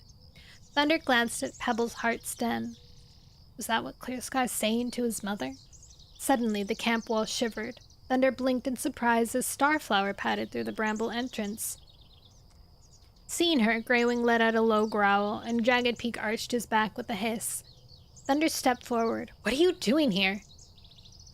Starflower brushed past Greywing, ignoring the hostility flashing from the tom, and stopped at the edge of the clearing. I was worried about Clear Sky.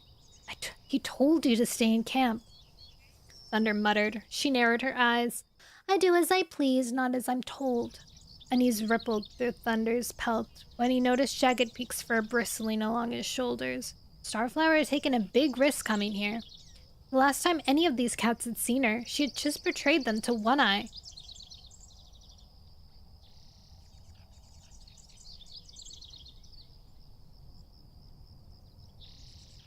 He moved closer to her. You should leave, he hissed in her ear.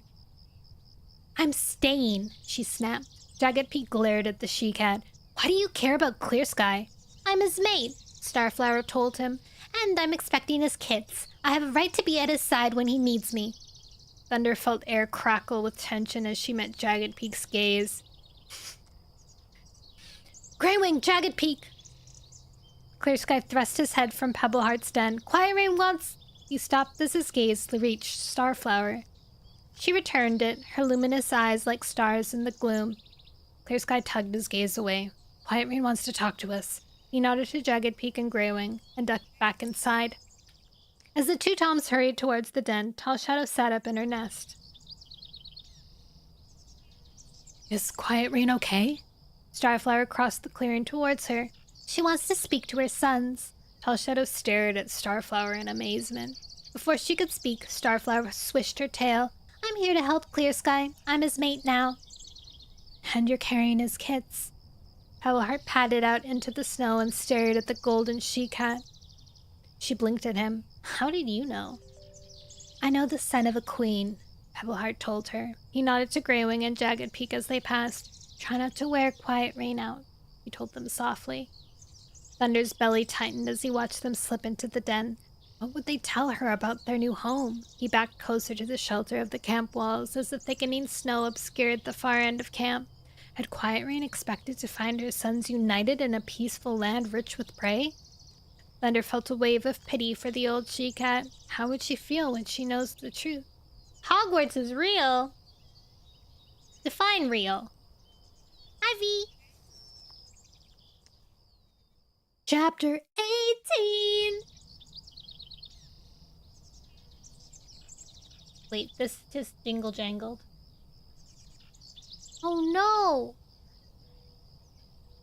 Looks like there's a minor issue with Steam Collection. Don't worry, the gift box will reopen in 1 minute. No need to wait another 30 minutes. If the problem persists after checking the network, a network accelerator may be met. Hog. Chapter 18. Tell me!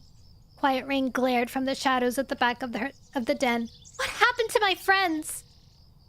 Dread opened like a chasm in Clear Sky's belly. How can we tell her?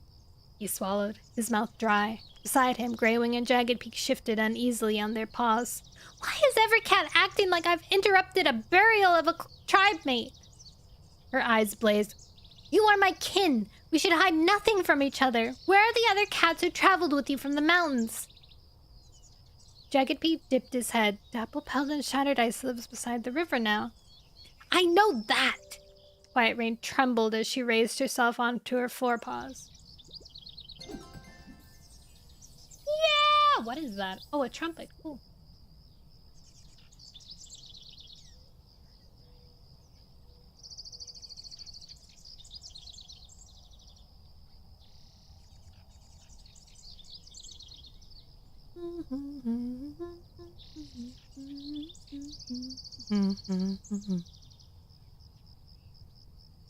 Quickwater lives in the forest with me. Clear Sky offered. Acorn Fur too. Quiet Rain eased herself back onto her belly, her breath fast from the effort of moving. Who is Acorn Fur? One of Hawkswoop's kits. Clear Sky's throat tightened as he realized what her next question would be. Hawkswoop? Hope already flashed in Quiet Rain's eyes. Where is she? Clear Sky dropped his gaze. She died. Quiet Rain recoiled. How? Greywing and Jagged Peak exchanged looks. Quiet Rain growled. This is like plucking feathers from a pigeon! How did she die? Clear Sky glanced at his brothers. They stared at their paws. There was a battle. Clear Sky's mew thickened. She did not die in the... Oh, wait. That's true. Never mind. I thought we were talking about Turtletail. It's true. There was a battle. Clear Sky thickened. With whom? Jagged Peak lifted his chin. With Clear Sky. Confusion clouded Quiet Rain's gaze. Who fought Clear Sky? Greywing flattened his ears. I did. We all fought. Jagged Peak put in. I don't understand. Quiet Rain's eyes glistened with distress. You fought each other? Jagged Peak blinked slowly. When we first arrived from the mountains, we lived in one group. But some of us wanted to live on the moor and some in the forest. So Clear Sky took some cats to the forest with him. We stayed on the moor. And we lived in peace until... Clear Sky's heart quickened. Was Jagged Peak planning to blame him for the battle? He interrupted. I decided it was best to divide our land. I decided it was best to divide our new land up so each group hunted different parts. You made borders. Jagged Peak flashed him an accusing look. Greywing lifted his head. Seems sensible at first. Quiet Rain narrowed her eyes. At first? Clear Sky kept moving his borders, Jagged Peak told her. Greywing's ears twitched. We had to defend what we had. So you fought? Greywing blinked. Quiet Rain blinked in disbelief. Were words not enough? We tried to talk, Greywing explained. Jagged Peak snorted. When we met to discuss territory, Clear Sky's group attacked ours. Quiet Rain's gaze flashed to Clear Sky. It seared him like flames, and he flinched away. Is this true? It was a mistake, Clear Sky mumbled. I wanted to make sure that my group had enough land to hunt in. Quiet Rain's gaze didn't waver. You tried to take your brother's land, and when they wouldn't give it up, you attacked them? Greywing stepped forward. We all fought each other, he insisted. We had no choice. Jagged Peak growled. Quiet Rain's ragged fur lifted along her spine. Who else died in this battle?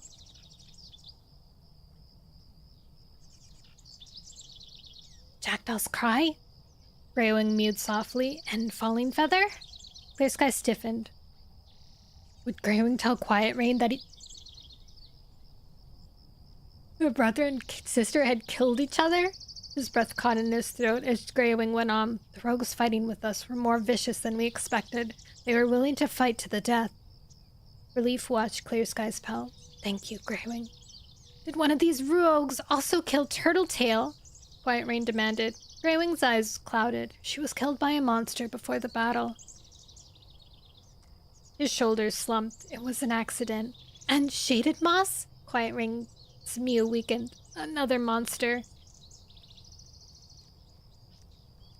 Jagged Peak told her.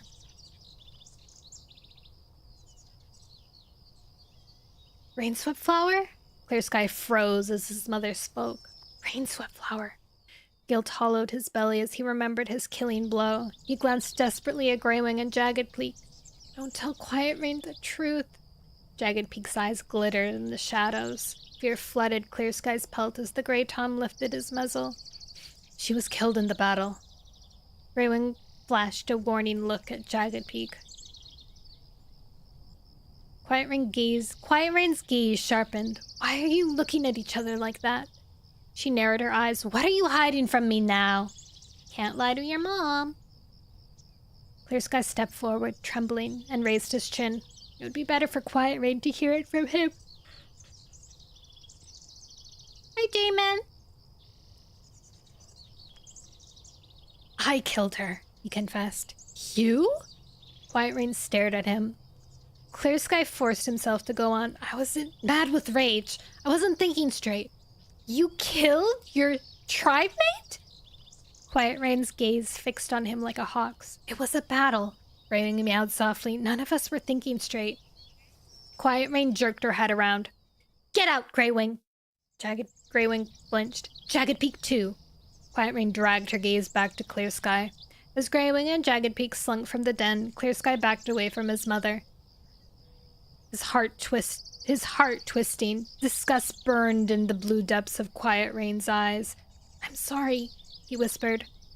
Outside, he could hear Starflower's anxious mew. Where's Clear Sky? He's still talking to Quiet Rain. Greywing told her gently. What about? Ori sharpened Starflower's voice. What's it got to do with you? Jagged Peak huffed. Starflower hissed. He's the father of my kits! Clear Sky longed to flee the den and press his nose deep into Starflower's fur. Instead, he dragged his gaze back to meet his mother's.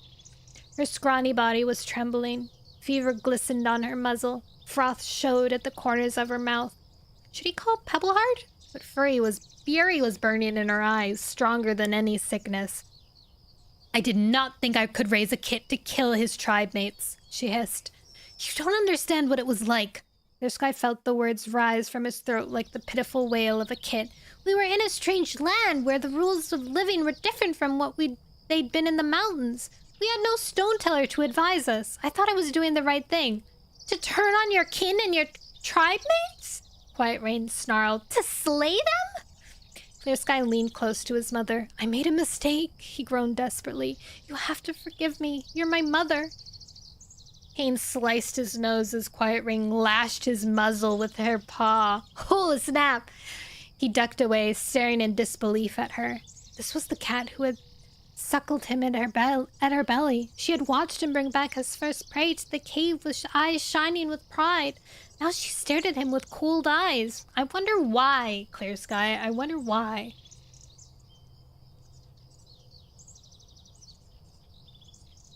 I'm sorry. The words choked from his throat. You are no kin of mine. Quiet Rain curled her lip. Get out of my sight. I never want to see you again. Clearsky blinked at her, hoping for a heartbeat that she would hear her own words and realize how cruel she was being. Forgive me, he breathed. Never. Her eyes were round with rage. Clearsky turned and fled from the den, shocked as snowflakes whipped his muzzle. He squinted through the whiteness, his gaze blurring with grief. Starflower scent bathed his bleeding nose. Her amber eyes shone through the storm, their irises glittering like stars. He blinked at her, numb with shock. Come with me, she murmured gently. Clearsky was vaguely aware of Greywing and Jagged Peak watching him from the clearing. Tall Shadow was no more than a shape in the swirling snow. There's a hollow in the brambles over here. Starflower soothed. We can rest until the morning. I want to go home, he mumbled. We must stay. Clearsky felt her warm flank against his and let her guide him across the snow. As they neared the branches, she nudged him softly. Wait here. He stared blankly as she hollowed snow from beside the prickly camp wall, digging a den from the shelter of its stems. When she'd finished, she hopped from the shallow dip and nosed him forward. We'll be warm in here. His paws scuffled over the snow and slid into the earthen hollow. Starflower slipped in beside him. Lie down. He dropped to his belly, his paws buckling, and she curled around him, wrapping her tail over him as though he were a kit. Her gentle purr throbbed against his trembling flank. Her warmth slowly seeped through his pelt. Like snow melting, his thoughts cleared. Am I a monster? He whispered hoarsely. No. Starflower's whisper was firm. You're a hero and a leader. You make the tough decisions that other cats fear. There is no shame in that. His heart ached and he pressed hard against Starflower. He felt her tongue lapping his cheek. Closing his eyes, he let the warmth of her lull him to sleep. I hope that she's right.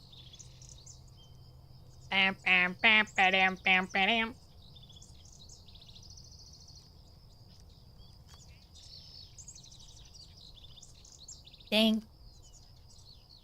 Rejected.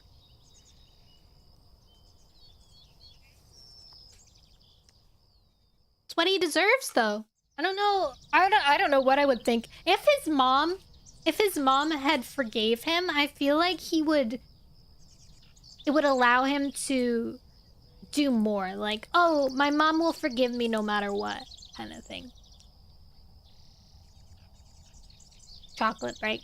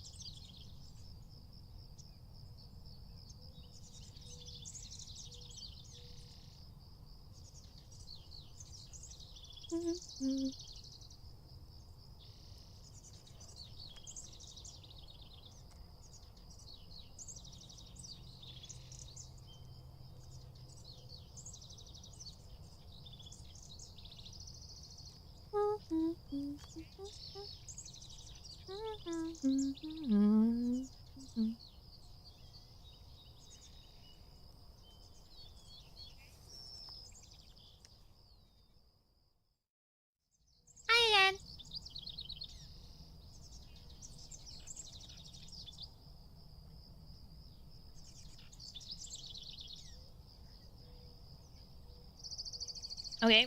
I don't know how many more chapters we have left. Chapter 19, 20, 21, 22, 23, 24, 25. Hi, Lambriel! Okay, we have 25 chapters, which means we have 6 more chapters to read. Lambriel, Lambriel, Lambriel. Guys, go follow Lambriel. He's gonna debut soon. He's got his new model. You guys can go look at it. It's like his first official model. It's so cute. And also his mascot has been released. Follow him. Follow him. Bow, bow, bow.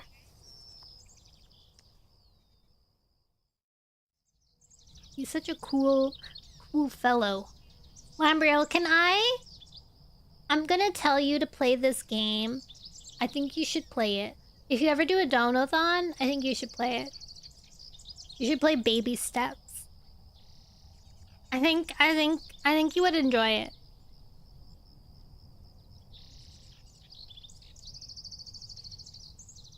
It's like getting over it, sort of. Or wop. I think you would enjoy it, so you hate me. I think you would find it funny. I think it would be okay. I think you would find it funny, and I think I would find it funny to watch. I was looking at it. Actually, you should. It's not so hard that you feel like it's impossible. Like once you get the hang of walking, it's pretty good. Like you can like pretty cohesive. You can move pretty well. Molding! Oh my god, I haven't heard that in so long. I hope she's doing okay. Consistently. You can move pretty consistently once you figure out the trick of it. It gets harder when you have to like climb up certain things and stuff. But it's so funny when he falls or even when he walks. And also the plot lines are kind of crazy. If you do plan on streaming it, DM me. Oh yeah, there's a plot. Several plots. It's really funny. DM me when you do so I don't miss the stream. Because otherwise, sometimes I'm just staring out the window, you know, and then like people have streams and I'm like, dang it, I wanted to see that stream, but I was staring out a window. I missed it.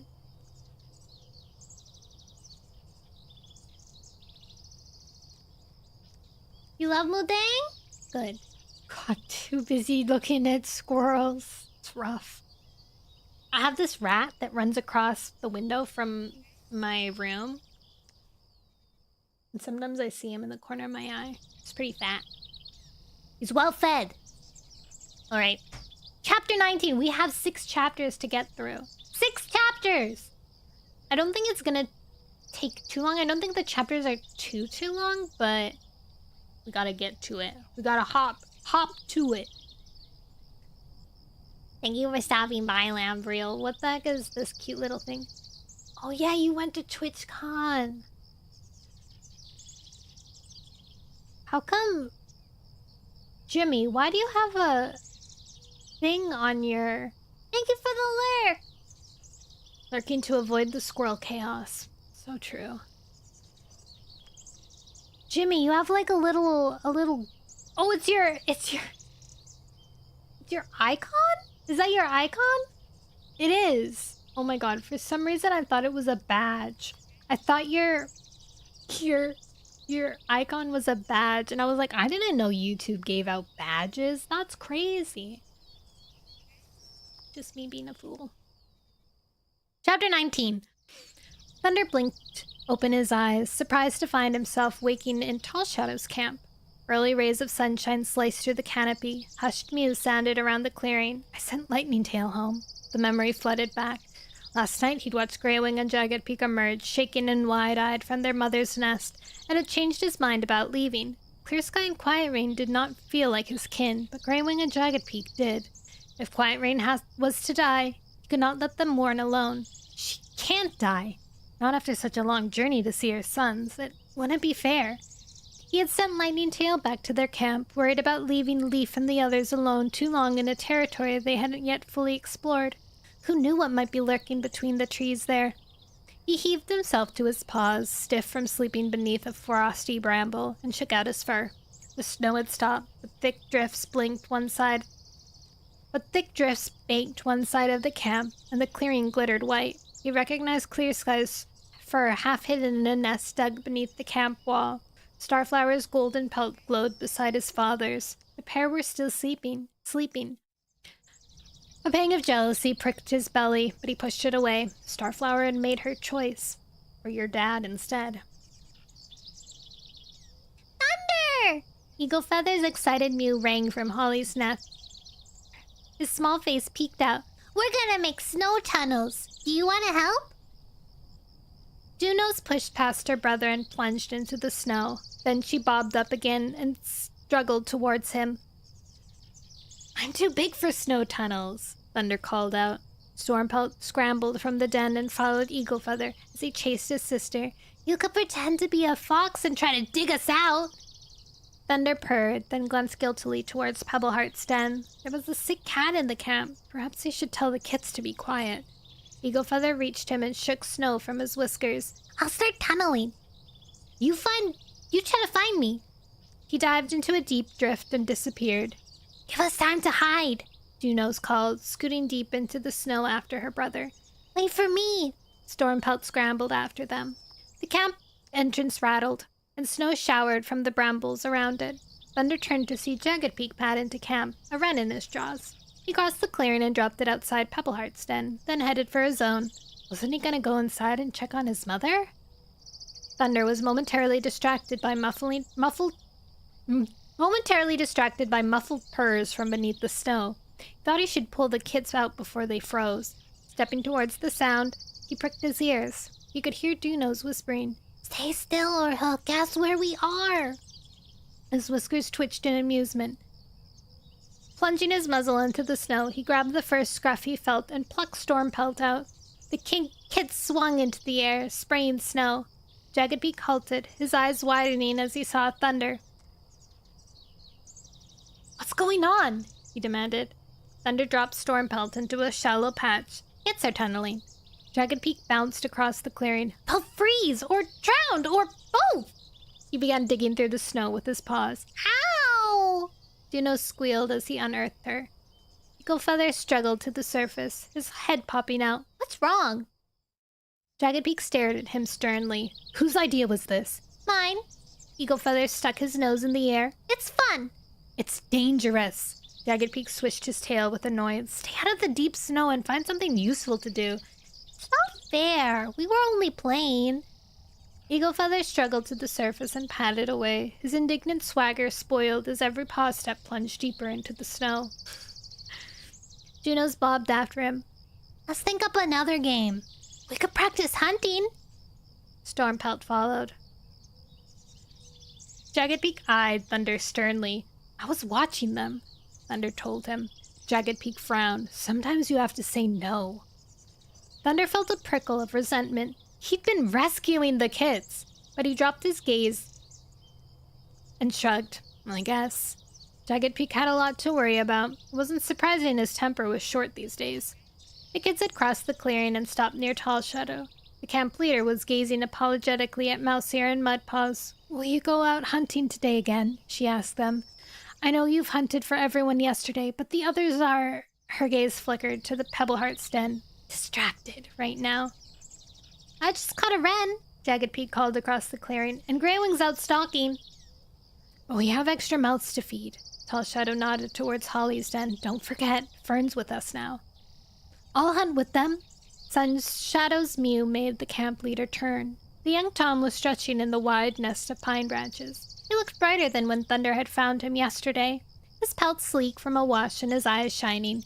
He bounded into the clearing and padded towards her. I'm starting to get the hang of forest hunting. Good. Mudpaws greeted him with a nod. The more paws, the better. If there's any prey out today, it should be easy to spot against the snow. Mousehair meowed.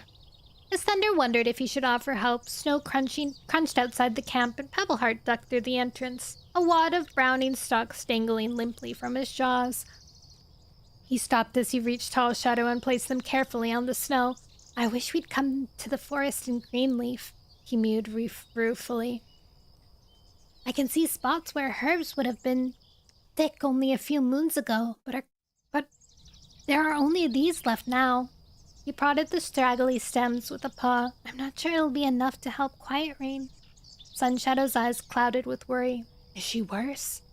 Pebbleheart met his gaze steadily. The journey weakened her, and the infection may now have burrowed too deep for me to treat it with mere poultices. I'm hoping that chewing a few of these old nettle stalks might help her fight it from the inside. Junos hurried forward. I can take a tour. Tall Shadow shooed the kid away with her tail. Go and play, she murmured distractedly. She stared at Pebbleheart. Are there any herbs left in the hollow that we could take? There should be, Pebbleheart nodded. Redpaws narrowed his eyes thoughtfully. Collect them when we're out hunting, he offered. These kids are gonna book it. There's no way. They've just been told not to play, and then when they asked to help, they were told to go play? Oh my god.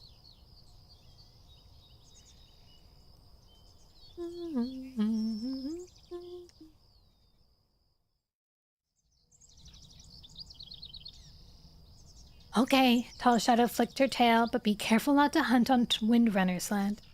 We will, Mudpaws promised. He shook out his pelt and headed for the entrance.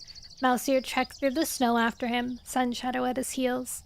The kids scampered through the snow in their wake, stopping as the toms disappeared through the entrance, and stared wistfully after them. Yeah, see? You look tired, Pebbleheart. Tall Shadow tipped her head to one side. Thunder dragged his gaze from the kids. He suddenly noticed the exhaustion in the young Tom's eyes. Pebbleheart must have been up all night taking care of Quiet Rain. I'll take the nettles to her while you rest. He sniffed them. They were little more than rotting stalks. Does she just have to chew them? Pebbleheart's tail drooped. It might be hard to persuade her. She's not an easy cat to care for. Thunder lifted his shin. I'll do my best. He leaned down and grasped the nettle stems, relieved that the frost had wilted them. Had also stolen their sting. He carried them across the clearing and ducked into Pebbleheart's den. The darkness inside was warm, but the air smelled sour with infection. Swallowing back queasiness, he crossed the earthy floor to the heather nest where Quiet Rain lay. She didn't move as he neared, but lay limply on the dry fronds. Heat pulsed from her pelt, and he dropped the nettle stems in front of her muzzle. What do you want? Her mew took him by surprise, and he jumped backwards. She lifted her head heavily, her nose wrinkling as she sniffed the stalks. What are these? Nettle stems. Pebbleheart says you have to chew them. They'll help your body fight the infection in your wounds. Quiet Rain pushed the stems away with a paw. But that cat was a healer, not a poisoner. He went out in the snow to collect them for you, Thunder pressed. The least you could do is eat them. Quiet Rain met his gaze. If he'd brought them for you, would you eat them? Thunder looked doubtfully at the stems. I'm not sick. Quiet Rain snorted, then coughed. Thunder watched her body shake, helpless against the convulsions. Just eat them, he growled sternly. Wasn't gonna let her die, not after she'd come so far. Quiet Rain's coughing eased, and she eyed him with interest. I'll eat one if you do. Thunder's claws itched with exasperation. Okay. He leaned forward, snatched the stem, and began to chew it. Bitter juices burst on his tongue, and he fought the urge to gag. Quiet Rain let out a throaty purr. Not all that tasty, I see. It's your turn now. Thunder wasn't gonna let her off, unless you're scared of a bit of nettle. He saw spirit flash in the old cat's cloudy gaze. She stretched her muzzle forward and grasped at the stalk between her teeth. Chewing, she screwed up her eyes, and then she swallowed. Do you eat a lot of nettle here? Thunder's whiskers twitched. Just because we live in a forest doesn't mean we're rabbits. He nodded to the 2 remaining stems. You might as well finish them now that you've got the taste in your mouth. Satisfaction warmed his belly as she swallowed the stalks. See? He commented as she finished. That wasn't so bad. Yes, it was, she grunted. She closed her eyes, her face stiff as though fighting pain. When she opened them again, she let out a long, slow breath. Let's hope they work. Thunder sat down beside her nest and tucked his tail over his paws. What you need is to get up and go hunting. This lying around isn't good for any cat, he teased. If only I could. Quiet Rain eyed him quizzically for a moment. It's hard to believe that Clear Sky's your father. Even as a kid, he didn't have much sense of fun. He was always too busy wishing he was somewhere else. Is that why he left the mountains? Thunder was surprised by his own curiosity. He didn't want to be talking about Clear Sky, but he couldn't help wondering what his father had been like as a kid. Yes. Wistfulness clouded Quiet Rain's gaze. Jagged Peak was the same, but Greywing only left because I sent him away. Why did you do that? Thunder blinked at her. Jagged Peak left without permission. I thought he was too young for such a journey, so I sent Greywing to take care of him. She seemed to be staring far into the distance. And you knew they wouldn't return. Thunder felt a pang of sympathy for Quiet Rain. You must have been worried. She shook her head. I knew Greywing would protect Jagged Peak. That once he'd found him, he wouldn't leave him. And I knew Jagged Peak would be too stubborn to turn back. Why did you stay behind? The mountains are my home, Quiet Rain told him. I was born there, and now that I've left, I wish I hadn't. This land may be green and prey-rich come greenleaf, but it only seems to make trouble. Set brother against brother. In the mountains, we had so little. There was nothing to fight over. Grief washed her gaze. We would never have killed one another over land. I can't believe Clear Sky murdered his tribe mate. Thunder felt a stab of sympathy for his father. It wasn't like that, he argued. Listen, Nika. My gosh, why is it always... Every time I'm trying to pronounce your name, I always feel like I'm getting it wrong. Hello. Misentika. Pampa Maid. Welcome in. Oh my god. What is it? The Summon Files. I haven't seen that name in so long. That was a really, really popular game, wasn't it? A lot of my friends were playing it. How is it? Have you played it before?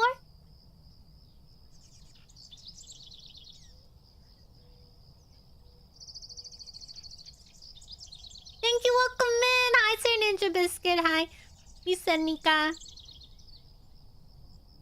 My name is Nono, if you don't know. Today's Warrior Cat Wednesday, so we are reading Warrior Cats. I'm trying to finish the book today. So if you're hanging out, it's mostly a lurk stream. Unless you're like super into Warrior Cats and you want to comment on everything that happens, which is fun to do. I wouldn't blame you if you did that. Hello. Thou lover?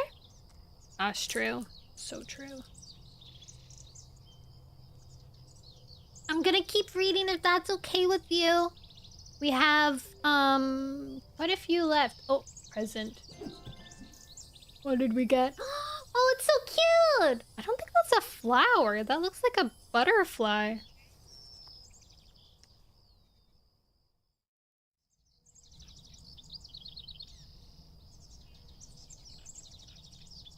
All right, let's keep going.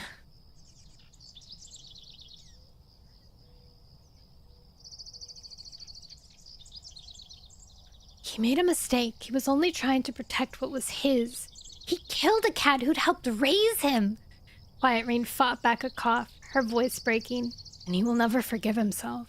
Thunder realized that he was actually defending Clear Sky. He learned from his mistake, and he'll never let anything like that happen again. Quiet Rain watched him, her gaze curious. You must love your father very much. Love him? Before Thunder could answer, he heard paw steps crunching outside. Opening his mouth, he tasted the scents of Clear Sky and Starflower, fur brushing against the bramble den. She doesn't want to see me again. Clear Sky's whisper sounded through the wall. Don't be mouse-brained, Starflower answered him sharply. She's your mother and she's sick. I just wish I'd had the chance to talk to One-Eye before he died, but I didn't. You must make your peace with Quiet Rain before... Before what? Quiet Rain cut her off. Her old ears were as sharp as Thunder's. Who's out there planning my death? Starflower padded through the entrance. She locked eyes with Quiet Rain, then slowly dipped her head. furries have... Are you a furry?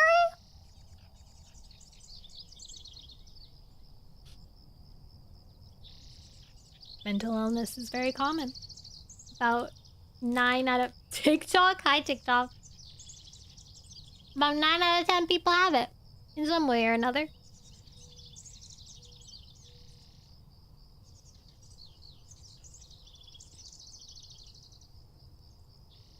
Thank you! A lot of people say my hair reminds them of Neapolitan ice cream.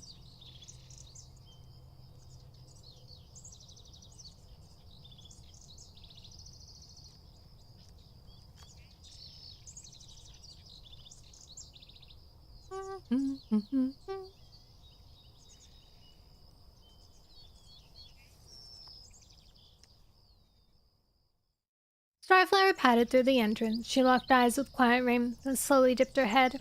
I didn't mean that you were gonna die. I just wanted Clear Sky to understand how important the time we have with our kin is.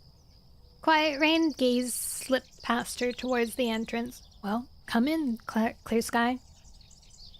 Thunder moved aside to let his father slide into the den.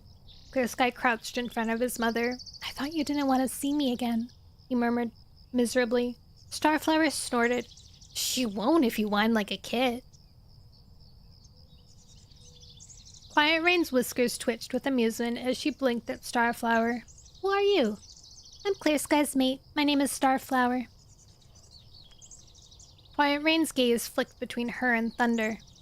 What do you see in this fox heart? She asked, glancing at Clear Sky, who pressed his belly to the earth. Get up! She snapped at him. These two deserve better than a sniveling piece of prey. Clear Sky straightened. Thunder felt a wave of pity for his father. He had never seen him look so defeated. Suddenly, he realized where Clear Sky must have inherited his arrogance and his cruelty. Don't be too hard on him, Quiet Rain, Starflower murmured softly. A lot has changed for him this past moon. He's only recently learned that I'm carrying his kits. You are? Quiet Rain blinked, then turned to Thunder. You'll have siblings. Ew, that's so weird to think about. His step-siblings are gonna be his ex's kids. Ugh, gross.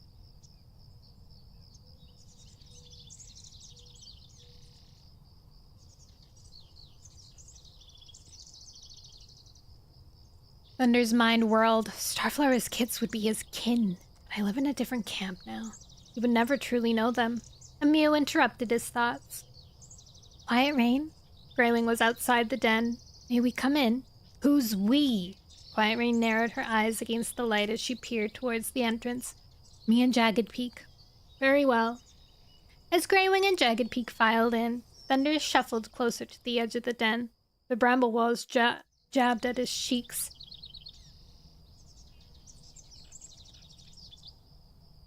Graywing dipped his head to Quiet Rain. How are you this morning? I've been better.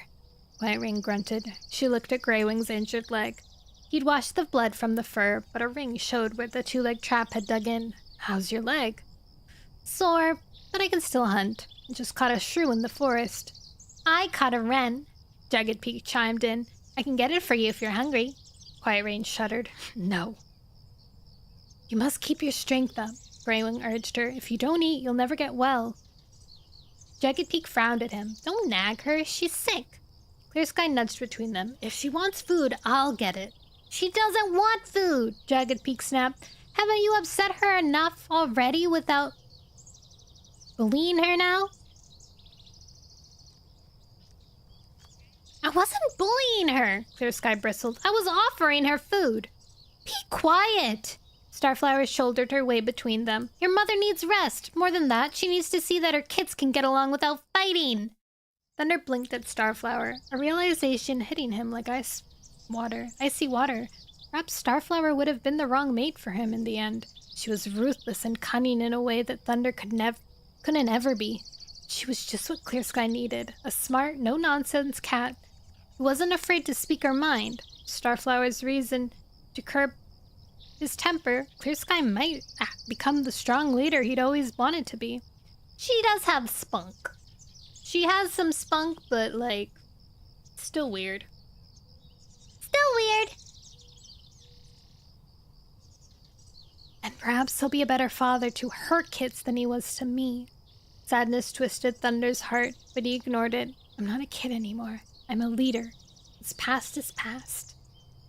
Quiet Rain? Jagged Beak's anxious mew jerked him back into the moment. The Tom was sniffing his mother's matted pelt. Quiet Rain's eyes were closed, her flanks trembling with each breath. Thunder stiffened. Should I go find Pebbleheart? Greywing turned to him with wide, anxious eyes. Perhaps she's just sleeping? A shriek cut him off. My kids! Holly wailed from the clearing, her cries sharp with fear. Where are my kids? The kids! Clear Sky was first out of the den. The numbness which had clung to him since Quiet Rain had clawed his nose melted. He skidded to a halt beside Holly. When did you last see them? Her eyes were wide with panic, scanning the camp. What did I tell you, though? I said they were gonna go. They're probably in the hollow from before, looking for the herbs to try and help. Sheesh.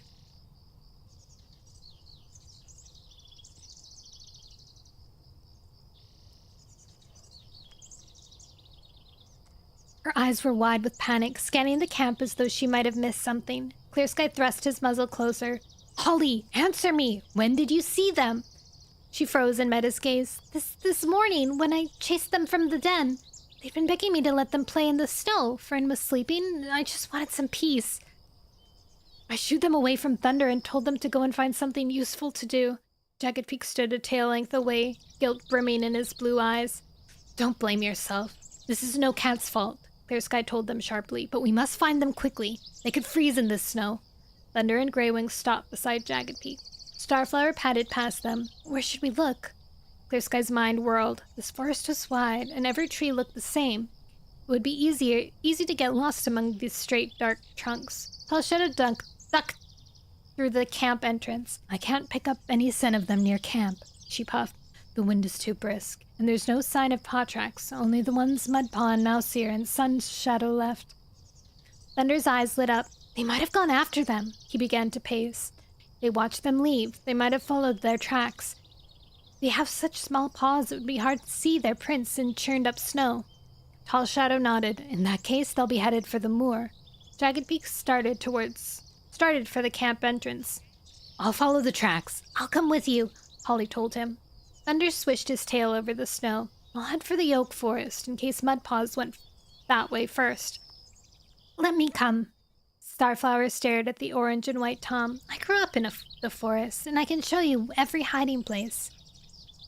Why would they be hiding? Thunder argued. When they realize how cold and hungry they are, Starflower countered, they'll find a sheltered spot and wait for help. Okay. Clear Sky blinked as Thunder nodded and headed out of the camp after Starflower. They're working together. Tall Shadow lifted her muzzle. I'll check the thunder path, she growled darkly. Clear Sky's belly tightened. She wanted to search for small bodies in the snow. Where should I go? Look, he asked. Tall Shadow stared at him. You? She sounded as though she hadn't expected him to join the search. Of course, he growled. Do you think I'd sit on my tail while 3 kids were lost in the snow? Search the pines, Greywing told him. I'll come with you. Clear Sky glanced at his brother's injured paws. You can't travel fast, he pointed out. And someone should stay with Quiet Rain. She has Pebbleheart. Tall Shadow pointed her muzzle towards the nest of pine branches. Pebbleheart was curled deep in the middle, sound asleep. He's exhausted, Greywing. I think you should stay. Greywing gave a frustrated sigh, but then nodded slowly. Okay. Besides, Clear Sky chimed in, someone should be here if the kids find their way home. The entrance to Holly's den rustled. Clear Sky saw a black she-cat pad out, blinking sleep from her eyes. What's going on? She yawned. Clear Sky narrowed his eyes. Is Tall Shadow taking in rogues too? This one seems scrawny. Scars marked her flanks. Fern, you're awake. Greywing patted towards the black she-cat. How are you? Fern glanced anxiously around the clearing. Where is everyone? Holly's kids are missing, Greywing told her. They're looking for them. Fern's eyes widened. Who knows an eagle feather? And Stormpelt, Tall Shadow added. Jagged Peak and Holly are headed for the moor. I was about to check the thunder path. Let me come, Fern begged. I know their scent better than any cat. I've been sleeping next to their nest all night. Are you ready now? Yes. Fern raced for the camp entrance, kicking up snow. Tall's shadow bounded after her. Clear Sky met Greywing's anxious gaze. We'll find them, he promised. Greywing glanced up at the canopy. Blue sky showed beyond. Once the sun sets, the forest will freeze. They'll be back in their nests by then. Worry jabbed at Clear Sky's pelt. I hope I'm right. There was so much territory to search, but surely the kids couldn't have gone far. I'd better go. He padded towards the entrance and nosed his way out of camp. The forest floor was white, and snow piled at the roots of the tall pines. Clear Sky tasted the air. He could smell Tall Shadow's scent leading towards the thunder path. Jagged peaks and hollies were already stale, but he could see the churned snow where they'd headed for the moor. He made his way away from their tracks, breaking fresh snow as he trekked deeper into the pine forest. Scanning the grounds, he narrowed his eyes. Small tracks broke the whiteness between the trees ahead. Had the kids passed this way? He broke into a run, reaching the trail in a moment. His heart sunk as he breathed in the scent of squirrel. He could see its tiny paw prints at the foot of a pine, and the clumps of snow it had dislodged as it scooted up the trunk.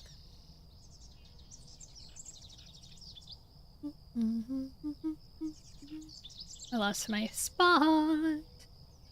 He moved on, keeping his nose low. Perhaps the kids' paw steps were too light to break the surface.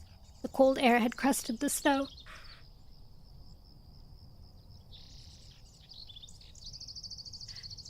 They could have traveled over it, leaving no marks so long as they kept moving and the warmth of their paws didn't have time to melt the snow. His own paws already ached from the cold. His heart quickened with fear. A small kid with nothing but fluff to keep the chill out would surely freeze fast in this weather. "Doonos!" he called. His call echoed between the trees. "Eagle Feather! Storm Pelt!" The only answer was from a crow, which cawed as though amused by his fear. Its wings beat above his head, and he glanced up instinctively as it fluttered among the branches of a pine. A small squeak sounded above him.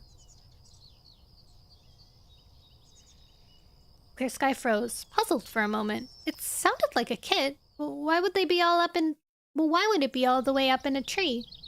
Another mew rang from the pine branches. He craned his neck. Could the kids have climbed to safety? It's coming closer! Doonos' mew rang clear through the cold air. Clear Sky froze as he glimpsed her splotchy brown pelt. The kids were clinging to a branch high above his head. Stormpelt and Eagle Feather cowered behind her. On the branch above them, black feathers glinted into a shaft of sunshine. The crow! Clear Sky's chest tightened. It was bigger than the kids. Oh my god, they're so tiny then! With a shudder, he remembered watching crows on the thunder path, picking at fresh kill on the stone, their long talons pinning the prey to the ground as they tore strips of flesh away with their strong, sharp beaks. "Doonos, I'm coming!" Fear scorched beneath his pelt. Clear Sky circled the tree. His neck ached from looking up. The crow hopped down a branch and began to sidle towards the kids. "You're the lucky one, Cat Noir." Actually, we have more viewers, but on Twitch. On Shorts, at least. Yeah, I'm streaming 3 places. There's Shorts, the normal one, and then Twitch. There's probably not very many people on YouTube. Most of my viewers come from Twitch. And today is also a Warrior Cat Wednesday, so it's pretty quiet, which is fine by me.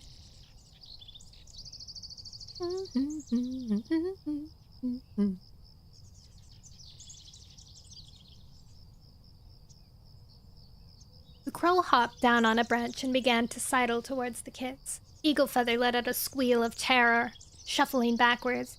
"Stay away from us!" Doonos lifted a paw and lashed out with a hiss. Stormpelt cowered behind her, his belly brushed hard against the bark. The crow only had to knock one of the kids from the branch to turn it into fresh kill. Clear Sky reached up and sank his claws into the pine trunk, relieved as he felt the softness of the wood. Taking his hind claws and behind him, he pushed himself up. Groaning with the effort, he began to hull himself higher.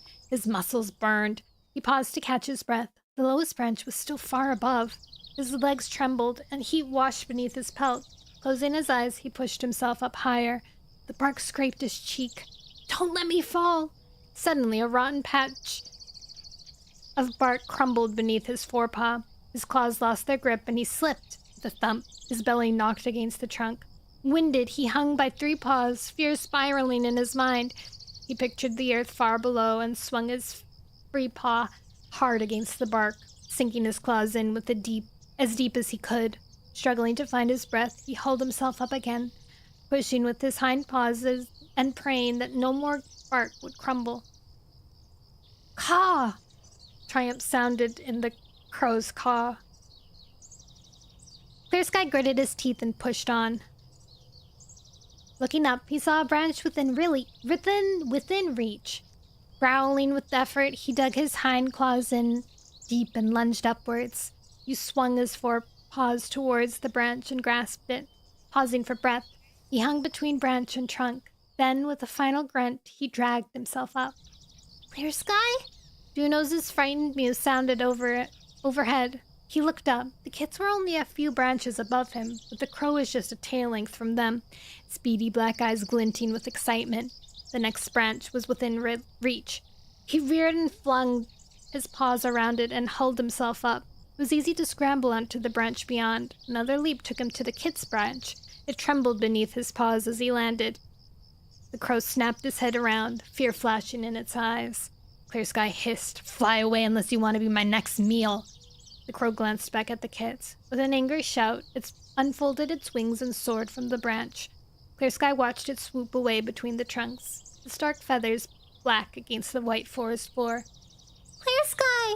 Juno's mew was limp with relief. She stared at him with wide, frightened eyes.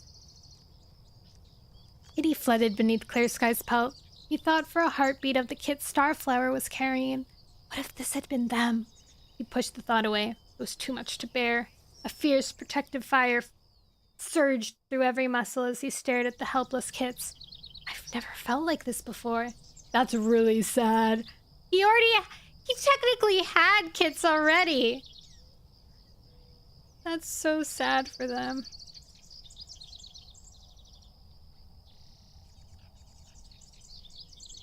Oh, my nose is so itchy.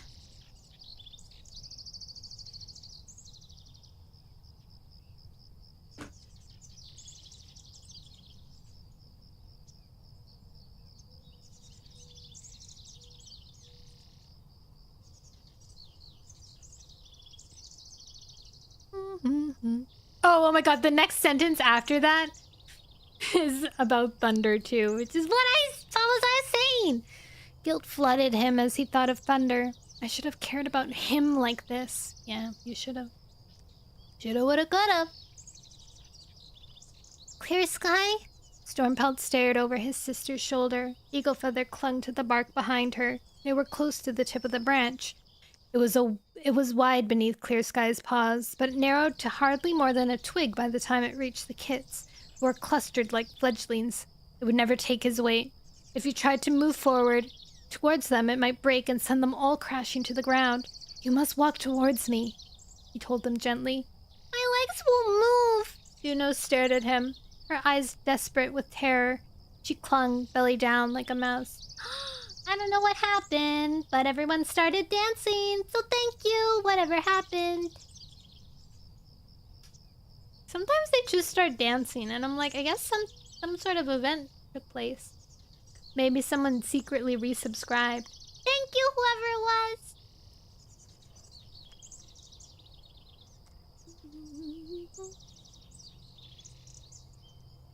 I'll come first. Stormpelt straightened behind her. Don't move! Juno shrieked. You'll knock me off!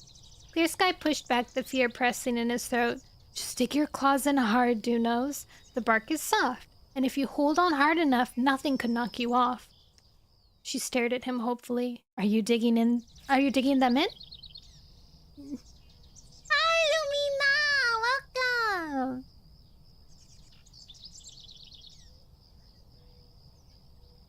She nodded slowly. Good. Clear Sky looked at Stormpelt. Can you climb over your sister without falling? I think so. That's not good enough. That's not good enough. Clear Sky told him firmly. You have to know you can do it. If you could just get one kit to him, it might give the other two enough courage to follow. Stormpelt met his gaze steadily. I know I can do it. Good kid. Clear Sky's mouth dried as Stormpelt began to clamber over his sister. Dunos whined. Just hold on, Dunos. Clear Sky soothed. You'll be fine. He kept his gaze fixed on Stormpelt, who was wobbling as he patted over his sister's back. He paused on her shoulder, and Clear Sky's heart seemed to burst in his chest. He forced his Mew to be calm. Just jump into the branch when you're ready. Stormpelt jumped. The breath caught in Clear Sky's throat as Stormpelt landed. The kid's paws slithered for a moment on the bark, then he dug his claws in and steadied himself. Well done! Relief washed over Clear Sky. Now just keep walking towards me. Blood roared in his ears as Stormpelt approached slowly. The branch is wider here, he encouraged. Stormpelt was less than a tail length away. As he neared, Clear Sky leaned forward and grabbed the kit's scruff. Curling his claws deep into the bark to steady himself, he swung the kit behind him and placed him gently on the crook where the branch met the trunk. You're safe there, as long as you don't move. Want to see something cool? We all want to watch. Sit. I want to see. I sat. Why is TikTok and Twitch here? We need YouTube. Where's YouTube? Or Instagram? There's Twitter! Twitter's dead, though. Twitter, are you okay? It's rough out there, being dead and all. It's a hard knock life for us. Instagram 101. Hi, Max.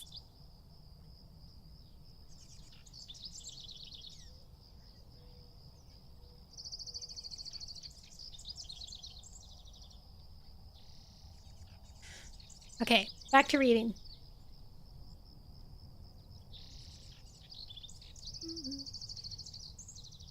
Stormpelt cowered in the shallow dip. Clear Sky turned back to Dunos, surprise prickling his paws as he saw Eagle Feather padding along the branch towards him. He waited until the kit was within reach and leaned forward and, grasping his scruff, plopped him down beside his brother. Stormpelt was the first one to move, and he was the shyest. That's so nice. Snap! I've been in your lives a little. Oh, wonderful. I feel like I know your name. Dunos? He faced the she-kit. Your goats! I remember! Oh, your goats! Do you have like a bazillion goats and a bazillion cats?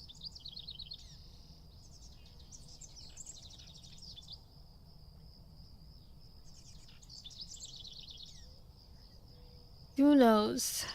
Dunos? He faced the she-kit, forcing his Mew to be as gentle as he could. She was still clinging to the thin branch, her eyes wide with fear. Did you see how easy it was for your brothers? She nodded slowly. You need to uncurl your claws, just enough to stand up. Clear Sky told her, then start walking towards me. You'll be okay. Kit claws are really sharp, sharper than thorns, I promise you. They'll dig into the bark and keep you safe. All you have to do is walk. Duno stared at him for a moment, then slowly pushed herself to her paws. Well done! Pride surged in Clear Sky's chest. Now walk. Hope and relief welled in his belly as Dunos put one trembling paw in front of the other. Her gaze was fixed on him, her ears flat against her head. You're nearly there, he told her. She was almost close enough to grab. Just a few more steps and... As he spoke, her forepaws slipped off the branch. Her chin hit the bark as she fell. Horror scorched through his fur. As fast as lightning, he lunged forward and grabbed her scruff between his teeth. The she-kit swung down, jerking him towards the ground. Doodles! Eagle Feather squealed behind him. Pelt on end, Clear Sky dug his claws deep into the bark. I've got her. Forcing himself to stay calm, he straightened slowly, ignoring her terrified wails as she struggled beneath his chin. Carefully, he found his balance and lifted her, swinging her towards her brothers. There's Twitch! Weak with relief, he dropped her between them. Wait, no, it wasn't Twitch I was looking for. It was YouTube I was looking for. Stormpelt pressed his nose into his sister's pelt. You're safe, he mewed. Eagle Feather huddled against her. How will we get down? Clear Sky looked at them, trying to steady his breath. I can lower myself tail down the tree, he told them, keeping his mew light. His claws pricked at the thought of the weight that would be swinging from them. You just have to cling onto my back like squirrel kits. He patted to them and straddled the trunk. Climb on. There's room for all of you. This is going to be the most exciting badger ride you've ever had.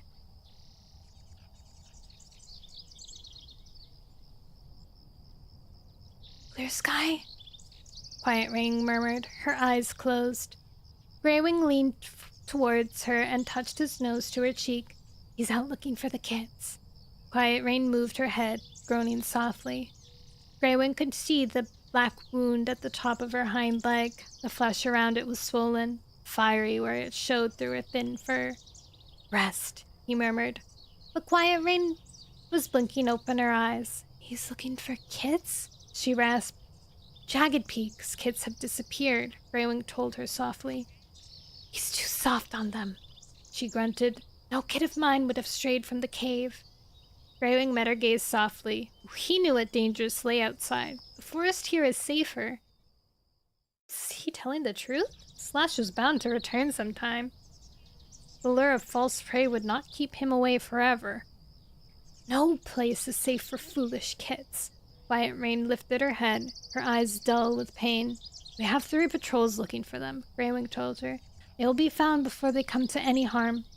Quiet Rain looked at him, kindness warming her blue gaze. You were always the gentlest of my kits.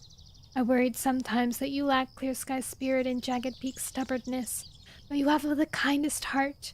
You always hope for the best. She shifted stiffly in her nest, wincing with pain before she went on. I knew you'd find Jagged Peak when I sent you after him. I only wished I could have returned to the mountains. Greywing remembered his frustration after he'd realized there would be no way back, that he would have to go with Clear Sky to find their new home. And we've never been able to agree on what that home even is. I knew Jagged Peak would insist on following Clear Sky, and that you wouldn't leave him until you knew he was safe. A broken purr sounded in Quiet Rain's throats. But I didn't keep him safe, did I? Greywing murmured. He's lame now. Was it your fault he fell from a tree? Quiet Rain asked. Greywing dropped his gaze. No. It had been Clear Sky who'd pushed the young Tom into climbing so high. Don't pity him. Quiet Rain rasped. He has a mate and kids. He has prey to feed them, and a good, strong den for them to shelter in. Greywing felt his heart lift. Was Quiet Rain finally accepting that their new life was not as bad as she'd first feared? His heart twisted in his chest. She must live until New Leaf. When she saw the green lusciousness and smelled the prey beneath every bush, she'd know they had done the right thing in coming here. He realized that Quiet Rain was still gazing at him, a question in her eyes. What? He blinked at her, puzzled. Why don't you have a mate? Heat flushed beneath his fur. I had a mate, he murmured. The ache in his heart was still sharp when he thought of the loss that he had suffered. Turtletail. Quiet Rain's eyes brightened a little. You noticed her at last. Yes. The ache tightened in his chest. We were happy together, though I wish we'd had longer before she died. Did you have kids? She was carrying someone else's kits when we became mates. Quiet Rain blinked. Whose? Kitty pet. Greywing dropped his gaze, trying to hide his bitterness at the memory of the arrogant, selfish Tom. Turtletail and I raised them together. Where are they now? Sparrowfur and Owleyes live in the oak forest. Pebbleheart has been caring for you. Thank you for your purchase! Oh, congrats on that whole week! King Ducky the Third.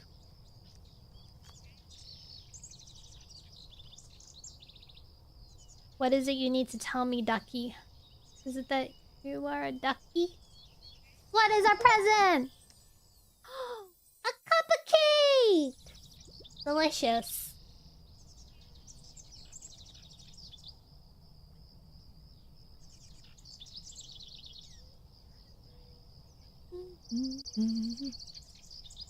Pebbleheart is Turtletail's kit. Quiet Rain's tail twitched. Why didn't you tell me? I didn't think to. So much else had been going on. Now I know why he looks at you whenever you speak. And with such fondness. Quiet Rain commented, does he know you're not his real father? Of course. You must have raised him well to have inspired such affection. Greywing dipped his head. I hope so. You shouldn't spend the rest of your life mourning. Greywing jerked up his head. Who said I was going to? Quiet Rain looked at him fondly. You should have a mate and kits of your own. Footsteps sounded in the clearing. A young mew rang around the camp. Ollie, Jagged Peak, we're home! The kids! Greywing darted from the den. Clear Sky was following Eagle Feather, Dunose, and Stormpelt as they bobbed across the snowy clearing. Are they hurt? Greywing asked. They're fine. Clear Sky told him. We climbed a tree! Eagle Feather boasted. Greywing noticed the lumps of fur sticking out from Clear Sky's pelt. Have you been in a fight? Clear Sky glanced along his ruffled spine. A purr rumbled in his throat. I had to climb down from a tree with 3 kits hanging off me. He winced, as though the memory stung. We were nearly eaten by a crow. Dunose stopped at Greywing's paws and stared at him proudly. But it didn't get to us. He frowned at her. You shouldn't have wandered off. Holly and Jagged Peak are crazy with worry. Where are they? Stormpelt looked around the clearing. I smelled their scent outside the camp. Eagle Feather commented. The pine nest rustled at the edge of the clearing. Pebbleheart was sitting up, blinking away sleep. What happened? Dunose bounded towards the young Tom. We've been climbing trees! Clear Sky snorted. They were almost a meal for a crow. But you saved us! Eagle Feather stared happily at Clear Sky. Pebbleheart hopped from his nest and sniffed Dunose. You're frozen! Greywing suddenly realized the kits were shivering. We need to warm them up. Pebbleheart nodded towards Quiet Rain's den. Quiet Rain's fever will warm them, and they'll help cool her fever. Dunose stared at Pebbleheart, round eyes. You can't go in there. She'll eat us up. Greywing's whiskers twitched with amusement. Quiet Rain had been bad-tempered since she arrived, but she seemed mellower now, and Jagged Peak's kits might boost her spirits. She'll be pleased to see you, he promised, but she's in pain, so you shouldn't climb over her or fidget. Stormpelt's teeth began to chatter. His pink nose tip was white with cold. Come on. Pebbleheart nudged Dunose towards his den. Stormpelt and Eagle Feather fell in beside them. When will Holly be back? I'll go and find her. Clear Sky eyed the kid sternly, and the others. Every cat in the camp has been searching for you. You can scold them later, Pebbleheart told Clear Sky briskly. Right now we must warm them up. As he nosed them into his den, Clear Sky headed out of camp. Greywing followed Pebbleheart. Inside, the kits lined up like owlets and stared nervously at Quiet Rain. Pebbleheart wants us to get warm, Dunose told her timidly. Quiet Rain flicked her tail. I heard you wandered off in the snow. We climbed a tree all by ourselves, Stormpelt told her. Pebbleheart padded forward. Can they share your nest until their fur is warm? Of course. Quiet Rain shuffled backwards, pain showing in her eyes as she moved. We'll be careful not to hurt you, Eagle Feather promised. Thank you. Quiet Rain eyed him fondly as he climbed over the heather fronds and nestled beside her belly. Dunose followed, and Stormpelt climbed in behind. You have your father's eyes, Quiet Rain told Stormpelt. I don't, Dunose chimed in, but Holly says I'm as smart as him. And what about you? Quiet Rain asked Eagle Feather. What do you get from your father? I can climb trees, Eagle Feather told her, but I don't fall out of them. Hi, Betty Bat. Quiet Rain's whiskers twitched. He must be proud of you all. She wrapped her tail around them, tucked up tight, and you'll be warm in no time. Greywing felt memories sweep over him like warm wind. She comforted me in Clear Sky like that when we were kids. The thought seemed to come from a different lifetime. Suddenly weary, he settled onto his belly and tucked his paws under him. Pebbleheart's breath stirred his ear fur. I'm gonna go to the moor to see if I can find more of my old herbs, he whispered. There was worry in his mew. Do you need them that badly? Raven glanced at Quiet Rain, her muzzle resting beside the kits. Her wound is getting worse. Pebbleheart's mew was no more than a breath. Should I come with you? Greywing began to move. Pebbleheart touched his nose to Greywing's shoulder. Stay with them. As he slipped from the den, Greywing gazed at the kits. Their heads were drooping. Dunose rested her muzzle on Stormpelt's spine, and Eaglefeather tucked his muzzle under Dunose's shoulder. Bundled like mice in a barrow, they slipped into sleep. Beside their gentle snores, Greywing heard the rattle of his mother's breath. Her eyes were still half open, but unseen. Let Pebbleheart's herbs work. Greywing's chest tightened. She can't have come all this way just to die. Chapter 22. We have 3 more chapters? No, I guess... Yeah, 3 more chapters. We got this. We got this!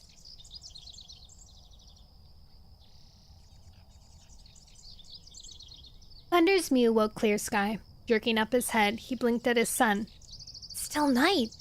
Moonlit filtered through the pines, reflecting in Thunder's gaze. What is it? Clear Sky stiffened. Why did you wake me? He kept his voice low, conscious of Starflower sleeping beside him. Pebbleheart sent me. It's Quiet Rain. Thunder's mew was tight with fear. She's worse. Clear Sky scrambled to his paws and hopped from the nest hollowed out beneath the bramble. Starflower stirred in her sleep but didn't wake. Greywing's with her, and I'm gonna go wake Jagged Peak. Thunder nodded to the bramble den, where the kits, warm and fed after their adventure, were now sleeping. As Thunder padded away, Clear Sky tasted the air. The stone tang of ice had gone. Musty forest scents bathed his tongue. A thaw had set in, melting snow dripped from the canopy. He padded through the slush towards Pebbleheart's den. The young Tom was waiting at the entrance. I'm glad you decided to stay another night, he breathed as Clear Sky neared him. His eyes glittered with grief. I thought I could save her. His mew cracked. But the wound. You couldn't have done more. Numbness crept up Clear Sky's paws until he could hardly feel the damp air or taste the pine-rich scents of the forest. Quiet Rain is dying. He stared into the shadowy den. I must go in. Every hair on his pelt trembled. I can't. Paws splashed through the melting snow beside him. He caught Starflower's scent just before her flank brushed against his. He turned and stared into the depths of her luminous green eyes. Hello, Gamercy. She's waiting for you. Starflower's breath warmed his nose. He closed his eyes, his heart pounding with dread. Then, blinking, he padded into the den. Greywing turned as he entered. The gray Tom was crouching beside Quiet Rain's nest. Pebbleheart's given her something to ease her pain. His mew trembled. I'm not sure she can hear us. Clear Sky gazed at his mother, who was little more than a scrap of fur in the heather nest. He had never seen her so weak. Even in the hungriest days on the mountain, she seemed to glow with life, fighting for her survival and safety of her kits. Now she lay limp, every drop of energy drained. Her flanks trembled with each halting breath, her muzzle crusty and her closed eyes looked as wet as fresh wounds. Quiet Rain. Greywing leaned closer as Clear Sky crouched beside him. Clear Sky's here now. You asked for him, remember? Clear Sky stiffened as Quiet Rain groaned. She opened her eyes slowly. You can come to me. Yes. Clear Sky tried to keep the grief from his mew. I knew you would, my dear friend. Friend? I'm your son. Hi, Liz. Welcome. It's me, Clear Sky. He moved his muzzle closer so she could smell his scent. It's good to see you, Shaded Moss. She thinks I'm Shaded Moss? The brambles rattled beside him as Jagged Peak hurried in. He slid next to Greywing. How is she? She thinks she can see Shaded Moss. Clear Sky breathed. The fur rippled along Jagged Peak's spine. Does she even know we're here? Greywing's shoulders drooped. I don't think so. Shaded Moss. Quiet Rain's gaze fixed on clear sky. Grief shuddered through him. She doesn't know me. He swallowed, fighting the urge to run away. This is the final part of the journey, dear old friend. Quiet Rain struggled for breath between words. Her ears twitched weakly, as though she was trying to hear something. What was it that you said? A frown furrowed her brow. Forgive him. But he killed a tribe mate. He drove his brothers away. Clear Sky stiffened, heat washing his pelt. Greywing glanced at him. She doesn't know what she's saying, but it's true. Sadness gripped his heart like claws, digging so deep he wanted to groan with the pain. Suddenly, Quiet Rain's eyes closed and her head drooped. Jagged Peak thrust his muzzle closer. Is she... The words seemed to dry in his mouth. Clear Sky guessed what his brother was thinking and leaned forward, relieved to feel Quiet Rain's breath on his muzzle. No. As he spoke, her eyes slowly opened. He flinched away, his heart lurching. There was sudden clarity in their blue depths. She was staring straight at him. It's me, Clear Sky, he told her. He didn't want her to call him Shaded Moss again. I know, she murmured. Her gaze flickered to Greywing, then Jagged Peak. All my sons are here. There was satisfaction in her mew. Don't be sad when I'm gone. It will be a relief. I have had a long life, and a good one. I've known hunger and cold, but I've known love too. She blinked softly at all three of them, her gaze coming to rest on Clear Sky. And I forgive you, my firstborn. Shaded Moss has spoken to me. He explained. Coughing took a hold of her, racking her body until she convulsed helplessly on the heather. Quiet Rain! Clear Sky leaned over her. Help her! Jagged Peak called to Pebbleheart, who lingered, wide-eyed in the entrance. There's nothing more I can do, Pebbleheart murmured. The coughing eased and Quiet Rain rasped as she struggled for breath. Shaded Moss told me. Told you what? Clear Sky thrust his muzzle closer. Let her rest! Jagged Peak reached out his paw and placed it gently on her flank. She must save her strength. Save her strength for what? She's dying! Clear Sky trembled. What did Shaded Moss say? It was all foretold.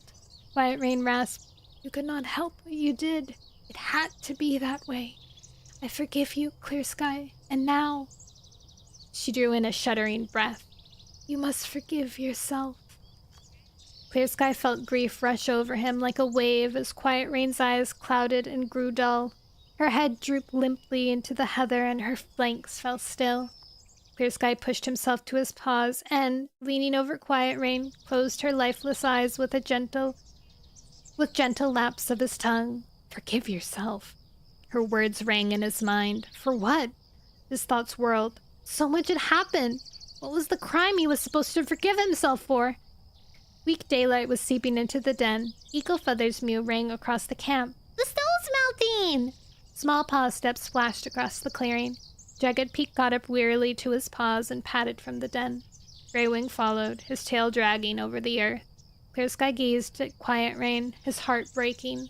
If she'd never come here, I wouldn't have had to watch this. And yet a dark knowledge deep in his belly told him that these final moments with his mother would mark the rest of his life. We got another death. Ayu! Welcome! You're here for my Warrior Cat Wednesday. Nothing very exciting happens on Warrior Cat Wednesdays, but... I mean, a cat just died, so that's something. We're at 25. Give it up for number 25. Give it up for death 25. I'm good. Dark. A lot of cats die. It's kind of cuckoo.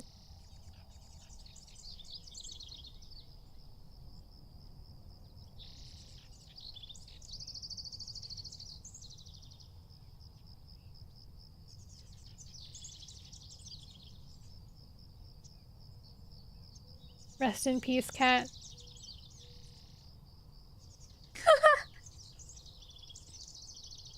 Welcome. Anyone dropping in by to say hi? Hello. Thank you for just coming in to check in. Did you see your post? I did not see your post. Did you post something on my community tab?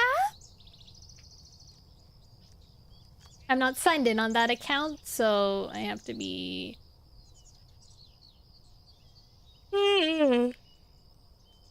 Posts? Aha! 3 comments. I found it! It broke. No! What post? Oh, I'm multi-streaming, so I'm also talking to people on YouTube. On your channel! Okay, let me see your channel. Posts. The face? The little hat? A kitty! Who's this nerd-looking guy? With glasses. Alright, we have 2 more chapters. We have to go! We have to go! Go! Go! Go! Oh wait, where's my cat? There he is.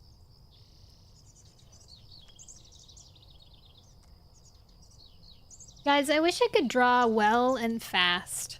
I can only draw, like, semi...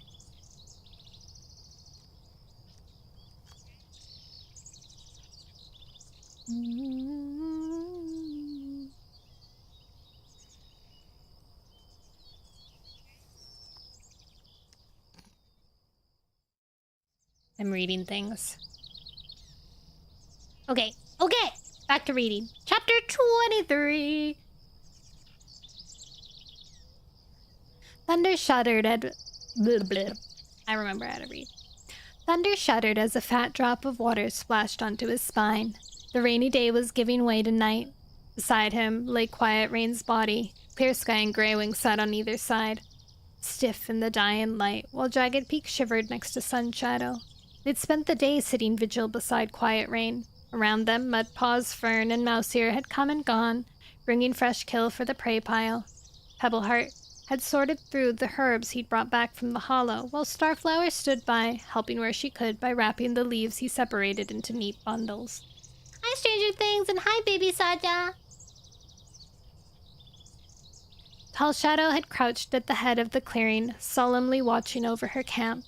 At Sunhide, the kits had crept quietly into the forest, Holly close at their heels. Through the afternoon, their excited squeaks sounded beyond the bramble wall of the camp, quickly hushed by their mother. They returned now, as dusk drew in. But why do we have to be quiet? Junos whispered as she led her litter mates around the edge of the clearing. Out of respect for Quiet Rain, Holly hissed. Eagle Feather sniffed. No one asked her to come here and die. Oh my god. Hush. Stormpelt pawed at his brother's tail sharply. She was kind to us, remember? Thunder glanced uneasily at Sun Shadow. What must he think? But the Black Tom didn't blink, his eyes clouded with grief as he stared at the trees. Pity jabbed at Thunder's heart. He came here to find his father, but now he truly is alone among strangers. Tall Shadow straightened. The sun was an orange ball beyond the pines, silhouetting the dark trunks with fire. We must bury her. Sun Shadow jerked his muzzle towards her. Where? This isn't her home. Her kits are here. Tall Shadow patted towards the young Tom. Sun Shadow returned her gaze silently. Clear Sky lifted his chin. She must be buried where we can all visit her grave. Greywing nodded. On shared territory. At the 4 trees? Jagged Peak glanced at his brothers. She would be close to those she once knew, Tall Shadow murmured solemnly. Thunder pictured the battle grave. Now there would be another grave beside it, the grave of a cat who had died in peace among those who had loved her. I'll help carry her there. Me too. Jagged Peak stood up. Greywing got to his paws and stretched, wincing as his injured forepaws slipped on the slushy ground. Tall Shadow nodded to Mudpaws, who was washing in his nest. Will you guard the camp while we're gone? Holly approached Jagged Peak. Should we come with you? She glanced at their kits, damp from playing in the snow melt. Jagged Peak shook his head. Stay here. I'll come. Pebbleheart patted from his den. I should help bury her, since I failed to save her. Greywing brushed against the young Tom. She was old, he breathed. It was her time. Thunder straightened, realizing how stiff he was. He shook out his pelt, relieved to feel warmth flowing back to his paws and tail. Starflower crossed the clearing and touched muzzles with Clear Sky. River Ripple should be at her burial. Clear Sky frowned. Why? He is a leader like you, Thunder and Tall Shadow, she meowed. You are all petals of the same flower, remember? And Windrunner, Greywing added, thinking of the camp on the moor, although we are still giving her space. Clear Sky looked thoughtful. You are right. We should leave Windrunner in peace, but the rest of us should be together, she mewed. I will get River Ripple, Starflower told him. Thunder felt a sudden flash of gratitude towards the she-cat, but he noticed that Clear Sky's pelt prickled uneasily. It's too far for you to travel, he argued. Starflower met his gaze. Carrying the kits does not weaken a cat. It makes her stronger. I'll go with her. Tall Shadow stepped forward. Thunder blinked in surprise at the warmth in her mew. And yet, why not? Hadn't Starflower been trying to make up for her betrayal in everything she did? She had not left Clear Sky's side. She treated his mother with respect, and now she was offering to get River Ripple for the burial. Was it possible that she'd earned their trust at last? Clear Sky dipped his head. Okay, he agreed. We'll meet you at the 4 trees. Tall Shadow headed for the camp entrance, waiting at the bramble tunnel while Starflower touched muzzles with Clear Sky. Be careful, he whispered. I will. As Starflower turned and followed Tall Shadow from the camp, Jagged Peak leaned to push his muzzle beneath Quiet Rain. Thunder ducked his head. Ducked to help, nosing the old she-cat's body onto Jagged Peak's shoulders and sliding in beside him. The first stiffness of death had left her, and she hung limply and cold between them. Clear Sky led the way out of camp. Greywing followed with Pebbleheart and Sunshadow. At the far edge of the forest, they paused. Monsters roared along the slush-covered thunder path, spraying filthy, half-melted snow in great waves over the side. Wait here.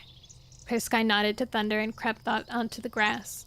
Through slitted eyes, he glanced at the thunder path, ducking as another monster howled past. There's a gap coming. He beckoned Thunder and Jagged Peak from the trees. Thunder scrambled on the uneven grass, and Greywing slid between him and Jagged Peak, putting his shoulders beneath his mother's body. Stay close, Clear Sky hissed. Eyes flashed towards them, streaking them with light as the monster thundered past. Now! Thunder felt Clear Sky nudge him forward and hurried onto the slippery stone. He felt Greywing at one flank, Jagged Peak at the other. Together they carried Quiet Rain, stumbling to a halt as they reached the far side. Thunder frowned at Greywing's wounded leg. Fresh blood was darkening the fur. Can you manage? She's not heavy, Greywing grunted.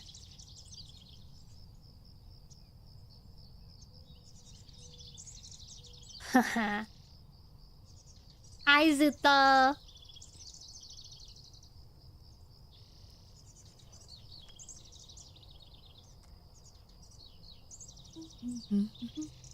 Thunder caught his eye and saw grief glitter there. Quiet Rain had been half-starved when she died and weighed hardly more than a kit.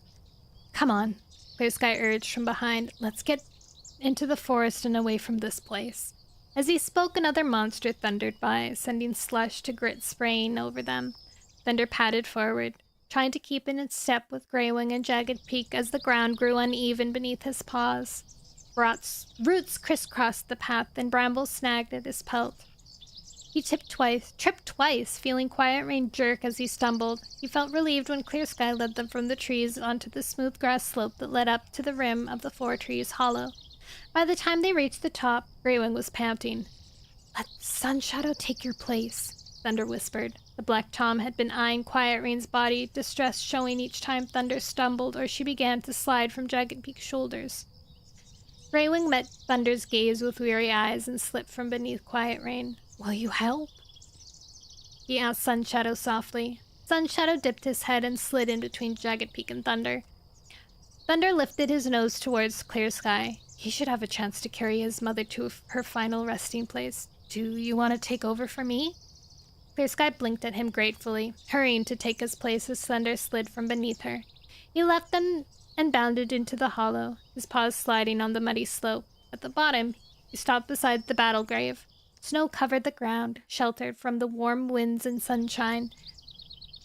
He scratched the earth, surprised to find it still frozen beneath his claws. How can we dig a grave here?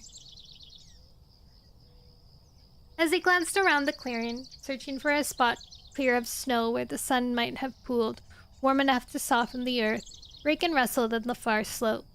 He recognized Tall Shadow's black pelt moving through it. Starflower's fur was camouflaged among the golden fronds, but he could smell her scent, and river ripples. A purr rumbled in his throat as the silver tom patted from the undergrowth. River Ripple met his gaze solemnly. I'm sorry to hear Quiet Rain died. It was her time, Thunder returned. Tall Shadow patted from the break-in, Starflower at her tail. Have you chosen a burial spot? She glanced across the clearing to where Jagged Peak, Sun Shadow, and Clear Sky were sliding Quiet Rain's body softly onto the ground. The earth is frozen, Thunder told Tall Shadow. There's no way we can dig. Pebbleheart was crossing the clearing, his gaze fixed on a large stone embedded in the earth. If we can move this, we can lay her body in its place. Thunder stared at the rock. If it was sunk deep enough into the ground to make a grave, how could they possibly dislodge it? We're not strong enough. Pebbleheart glanced at Clear Sky and Jagged Peak. We will be if we work together. Clear Sky jerked up his muzzle, his eyes shining. I told you, he exclaimed. We need to unite. Greywing eyed his brother darkly. I thought you'd forgotten all that nonsense. Of course not, Tall Shadow interrupted him. This is not the time to argue. River Ripple patted past her and sniffed at the rock. We need to loosen it first, he murmured thoughtfully. Pebbleheart hurried to the edge of the hollow and grabbed the stick in his jaws. Stick mentioned. He carried it back and dug one end to the earth beside the stone. Holding it between his forepaws, he rocked it back and forth until it began to work its way down underneath. That is some human movement.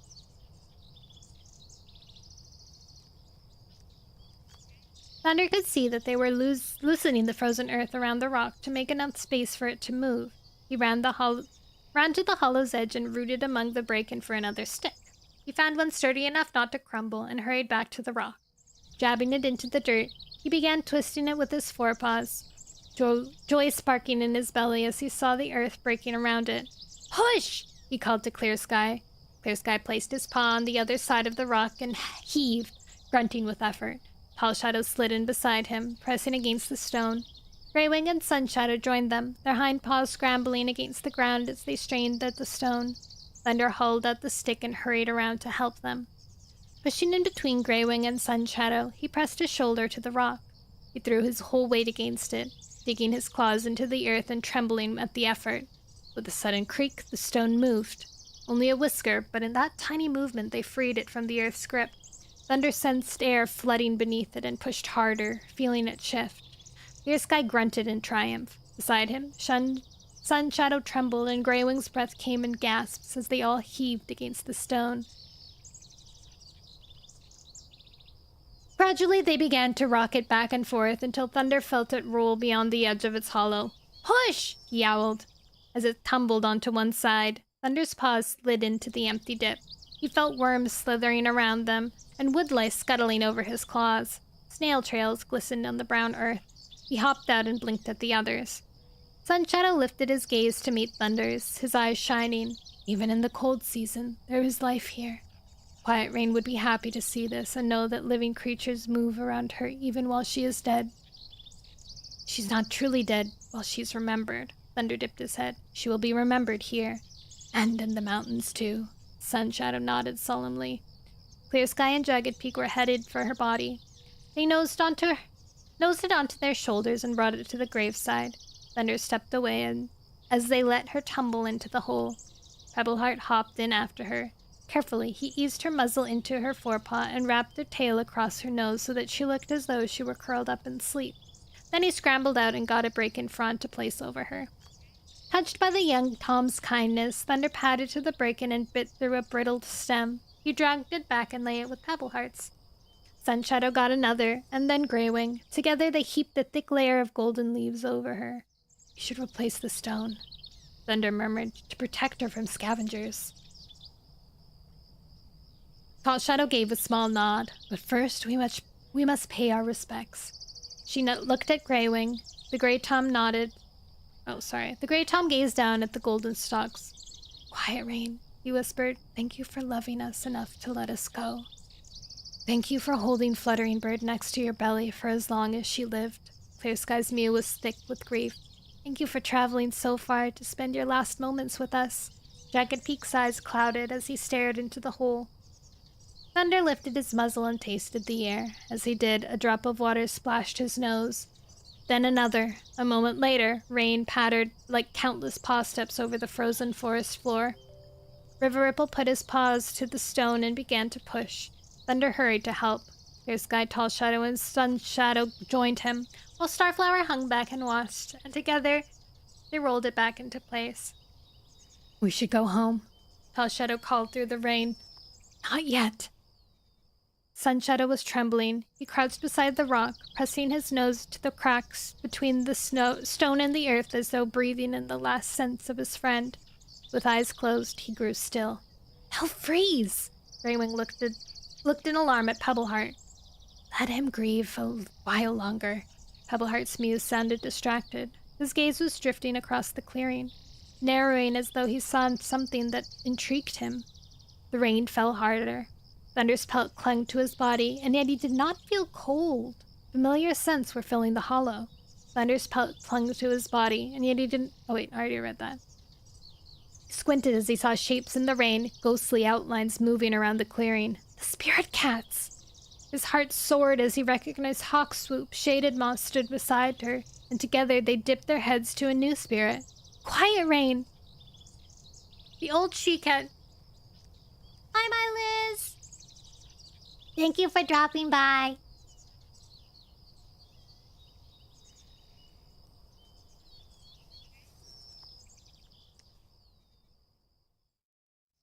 She reached out... Oh, wait, sorry. The old she-cat's ghostly form moved with ease across the clearing. She reached out her muzzle to greet her old friends, her pelt sleek and her eyes as bright as though she'd never known pain.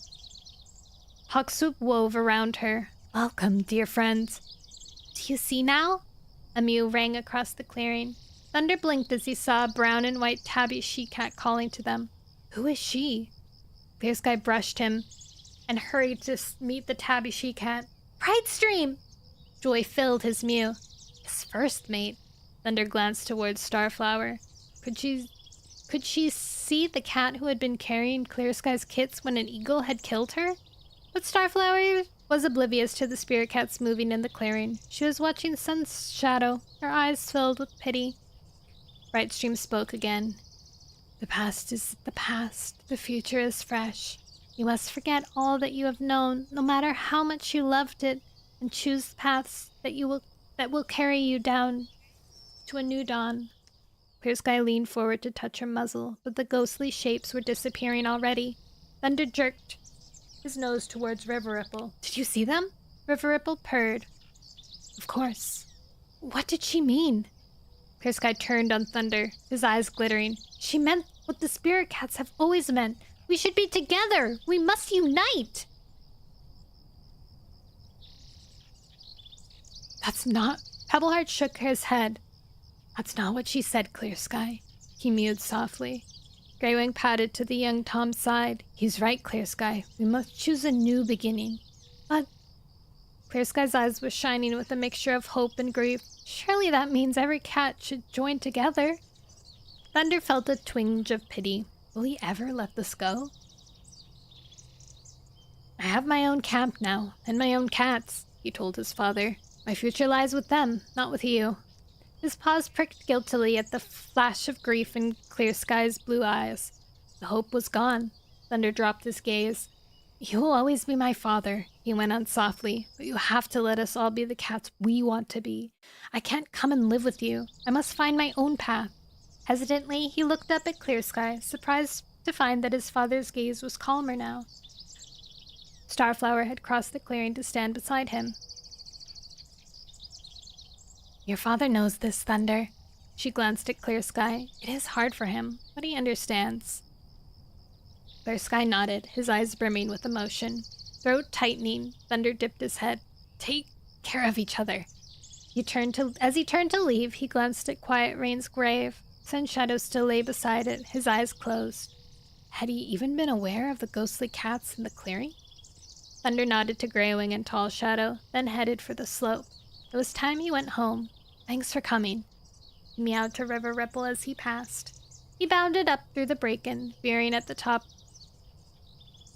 to head into the forest. An owl called through the rain that pounded the trees. A wind was whipping through high branches, and they clattered as he passed. He raced on, certain of the path home, following the scents of the forest until he heard mews echoing from the ravine.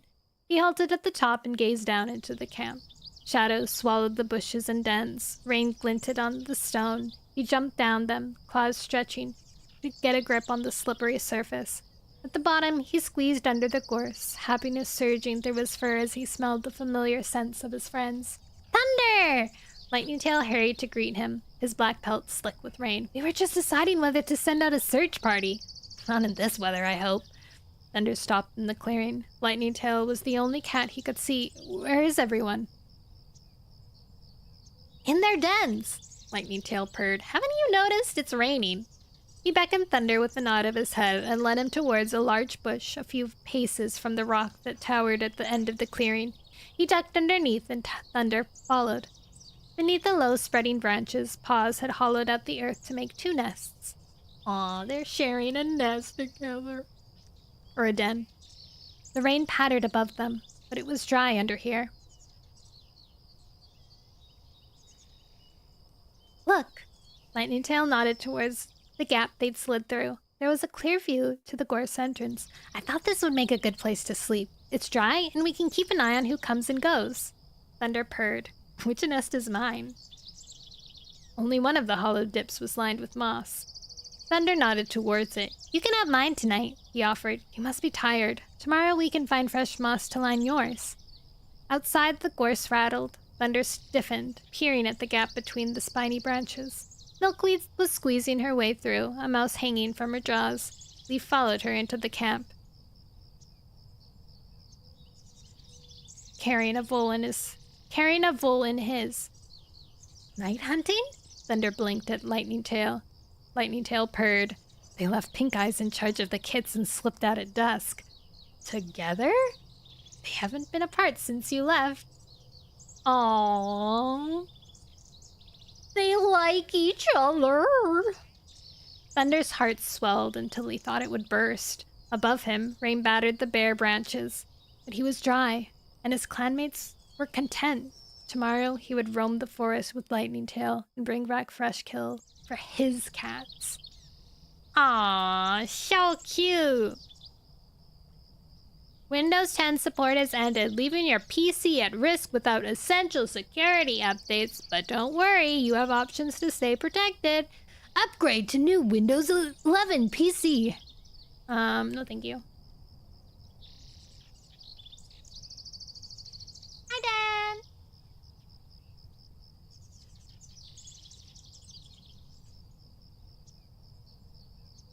2 more chapters. We're almost there! Feather top hat. Is that like a pilgrim hat?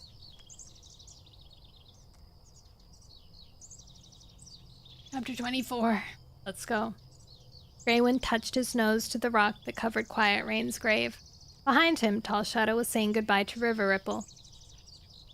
Tell Shattered Ice and Dapple Pelt they are missed, but we are glad they're happy in their new homes. River Ripple swished his tail. It's hard to believe I once lived alone on the island. I can't imagine life without my campmates now. Greywing's pelt pricked along his spine. Who are my campmates? Tall Shadow and Jagged Peak? He had lived with them for so long. It would seem strange to live without them. But the thought of returning to the dark pine forest filled him with gloom. Perhaps it was just the lingering grief of Quiet Rain's death. A bright morning with the sunlight piercing the canopy and pooling on the needle-strewn floor might cheer him up. And Pebbleheart would be there, his determined gaze a comforting reminder of Turtletail. We should go. Fierce's Mew called Greywing from his thoughts. His brothers stood beside Starflower, their pelts touching. Come and visit often, he told Greywing, especially when the kids come. His gaze flickered towards Starflower, glowing as she returned it. One-Eye's daughter had shown such courage and loyalty to her mate. A pang of sorrow pricked Greywing's belly. Turtletail had once stood beside him like that. We're raiding warrior cats. Hello. Risky. You should have spent the rest of your life. You shouldn't spend the rest of your life mourning. You should have a maid and kids of your own. His mother's words rang in his ears, thinking about Slate. Hi, Mikorin. Welcome in. Turtle! Hi, HR. My turtle fine friend. My fine turtle friend.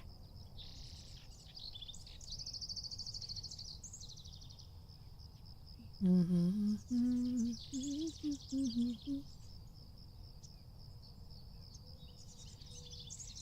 will come to see the kids, won't you? Starflower leaned towards Greywing. Of course. Greywing answered distractedly. He watched as Clear Sky and Starflower padded side by side towards the forest. Tall Shadow was nudging Sun Shadow to his paws. Come with us, she murmured. You'll catch a still if you stay out in the rain. Catch a chill. Sun Shadow heaved himself to his paws, his eyes downcast. Pebbleheart fell in beside the Black Tom, pressing his shoulder against his flank and guiding him towards the edge of the hollow. Jagged Peak followed, casting a last final glance back at Quiet Rain's grave. Tall Shadow fell in behind them. Are you coming, Greywing? Greywing felt rain soaking through his pelt. It dripped from his whiskers and pooled at his paws. Greywing? Tall Shadow's eyes narrowed. I'm coming. A fresh wind sprayed fine rain into his face as he crested the top of the slope. It carried the scent of the moor, and he breathed it in, his heart aching. You should have a mate and kids of your own. Pebbleheart was guiding Sun Shadow along the edge of the hollow, following the slope down towards the pine forest. His paws suddenly heavy, Greywing stopped. I can't come with you. Tall Shadow jerked around, her eyes wide. What? Guilt rippled through Greywing's fur, but he had to speak the truth. I can't live among the pines. But that's what you chose! I chose it because I wanted to help you build a new home. He gazed solemnly at Tall Shadow. But you're settled now. You don't need my help. Is this because I accused you of trying to take over? Tall Shadow's tail twitched uneasily. Jagged Peak stared at him. We need you, Greywing. No, you don't. Greywing turned his head and gazed across the moor. I can hardly breathe there. You were right. While I'm among the pines, I'm not as fast as I used to be, but up here the wind seems to rush through me, and I can run without losing my breath. Won't you be lonely? Tall Shadow looked worried. Greywing's chest tightened as he pictured Slate. I hope not. Pebbleheart's eyes shone through the darkness. He peeled away from Sun Shadow and faced Greywing. You must follow the path you choose. He murmured softly, Do you mind? Greywing searched his gaze, knowing he would not leave Pebbleheart if the young Tom still needed him. I want you to be happy, Pebbleheart mewed, and I'll know where to find you if I need you. Where will you go? Or where will you go? Tall Shadow frowned. Back to the old hollow? Pebbleheart didn't shift his gaze from Greywing's. He's going to Windrunner's camp. Greywing stared wordlessly back. Tall Shadow glanced at Jagged Peak.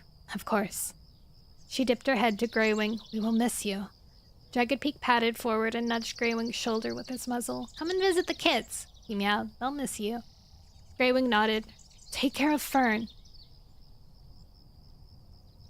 Guilt prickled his belly. He'd invited her to join him, and now he was leaving. She'd be safe in Tall Shadow's camp, safer than she'd been with Slash. His belly tightened. Be careful, he cautioned. Jagged Peak frowned. Of what? Don't forget, the pines are still new territory. You don't know what other cats might claim it as their own. Should he warn them about Slash? No. Fern would know if the rogue had returned. What do you... Should I warn them? Nah, they're chill. Hi, Daniel, and bye, Daniel. Hi, Cosmino? What do you think of Brazil? I've always wanted to go to Brazil. When I was younger, I had set my clock on my weather and clock app to some place in Brazil. I can't remember where it was anymore. But it was someplace in Brazil, so every time I looked at my phone, I could see the weather and the time there. But I always wanted to go there after. Now I can't remember.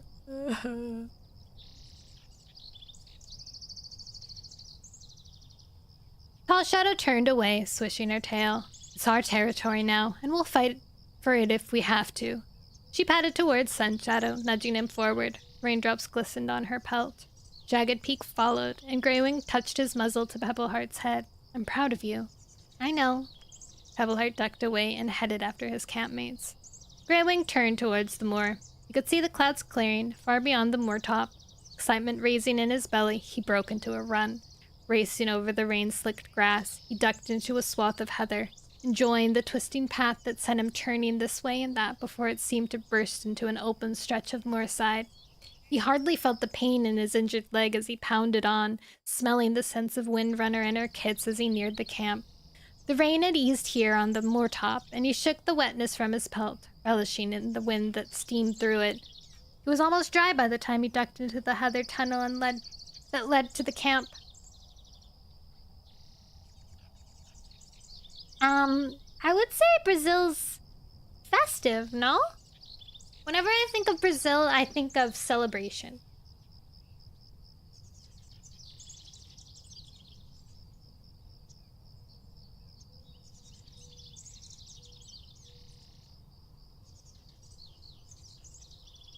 I lost my spot.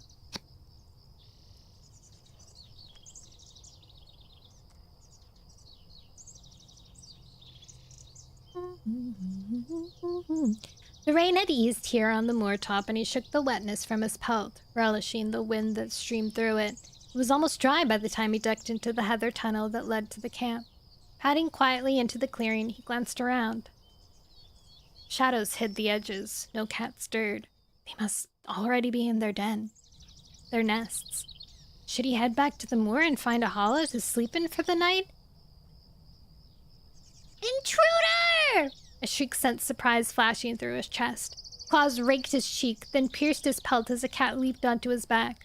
Dust Muzzle, it's me! He recognized the kit's scent and shook him off, wincing as the kit tore a lump of fur from his pelt. Wailing? Dust Muzzle stared at him through the darkness. What are you doing here? Heather rustled around him, and paw steps scuffed the grass. Greywing?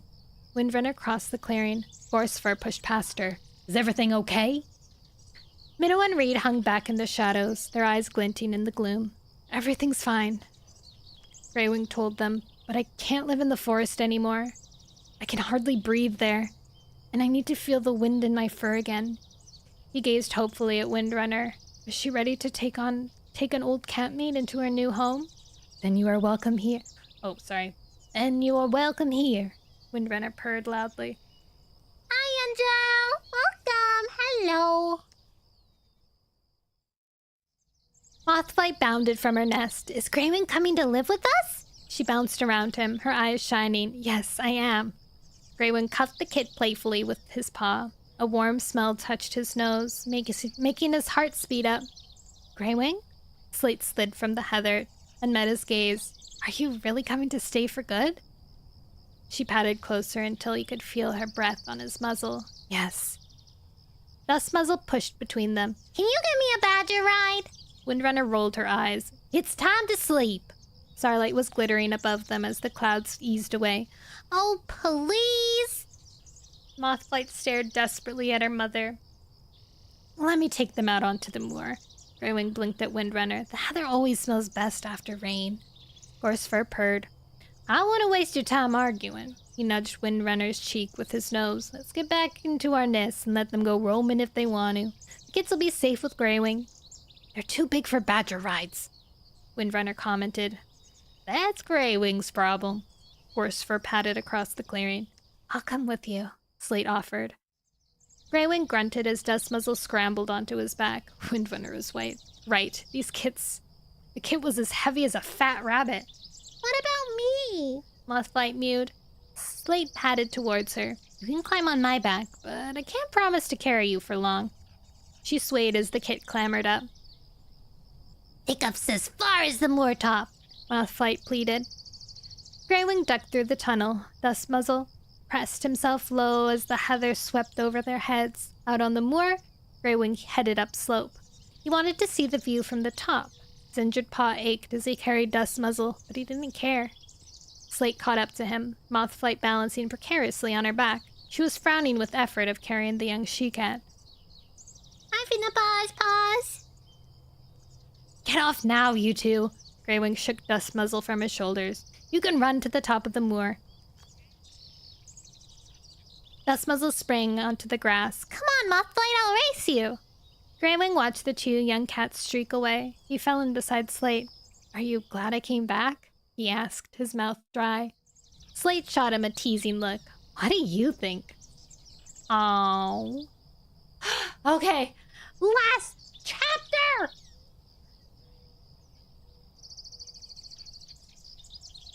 We're almost done.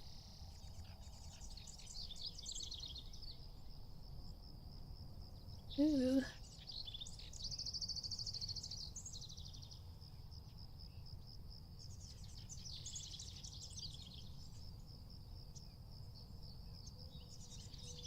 League of Legends. Oh my god.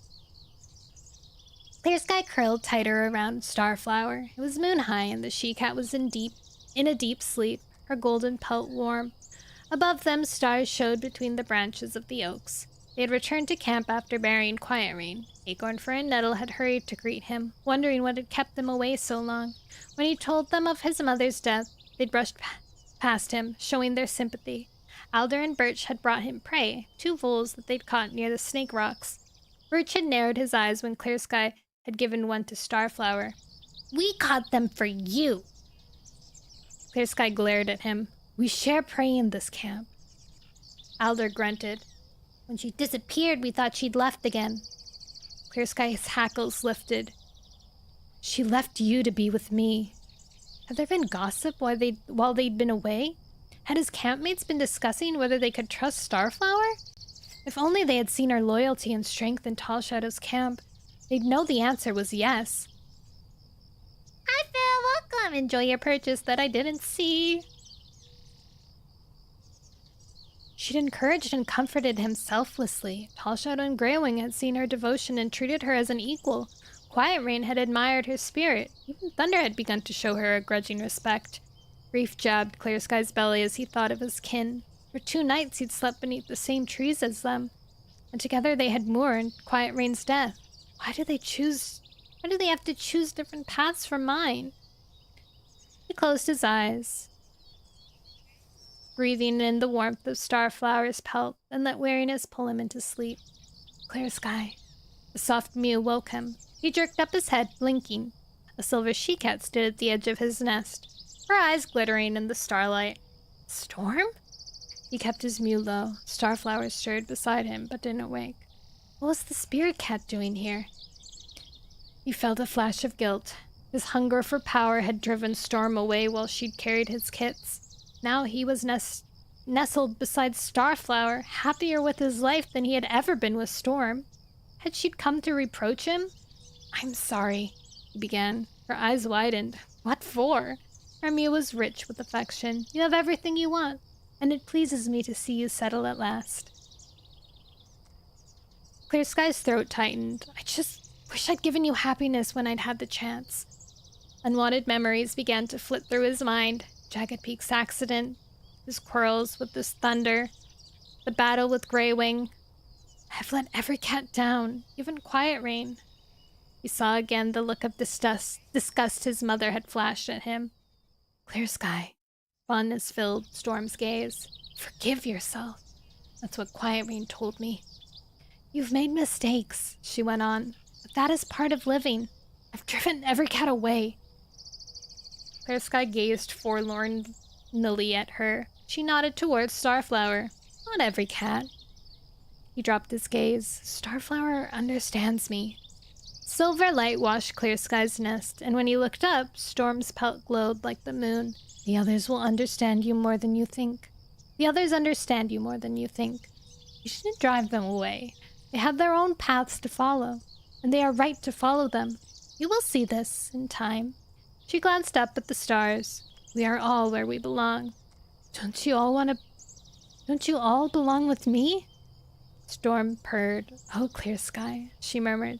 Do you really want your future filled with your past? It's time for you to look forward. She reached out a forepaw and laid it gently on Starflower's flank. Your future lies here. With these kids. Take care of them.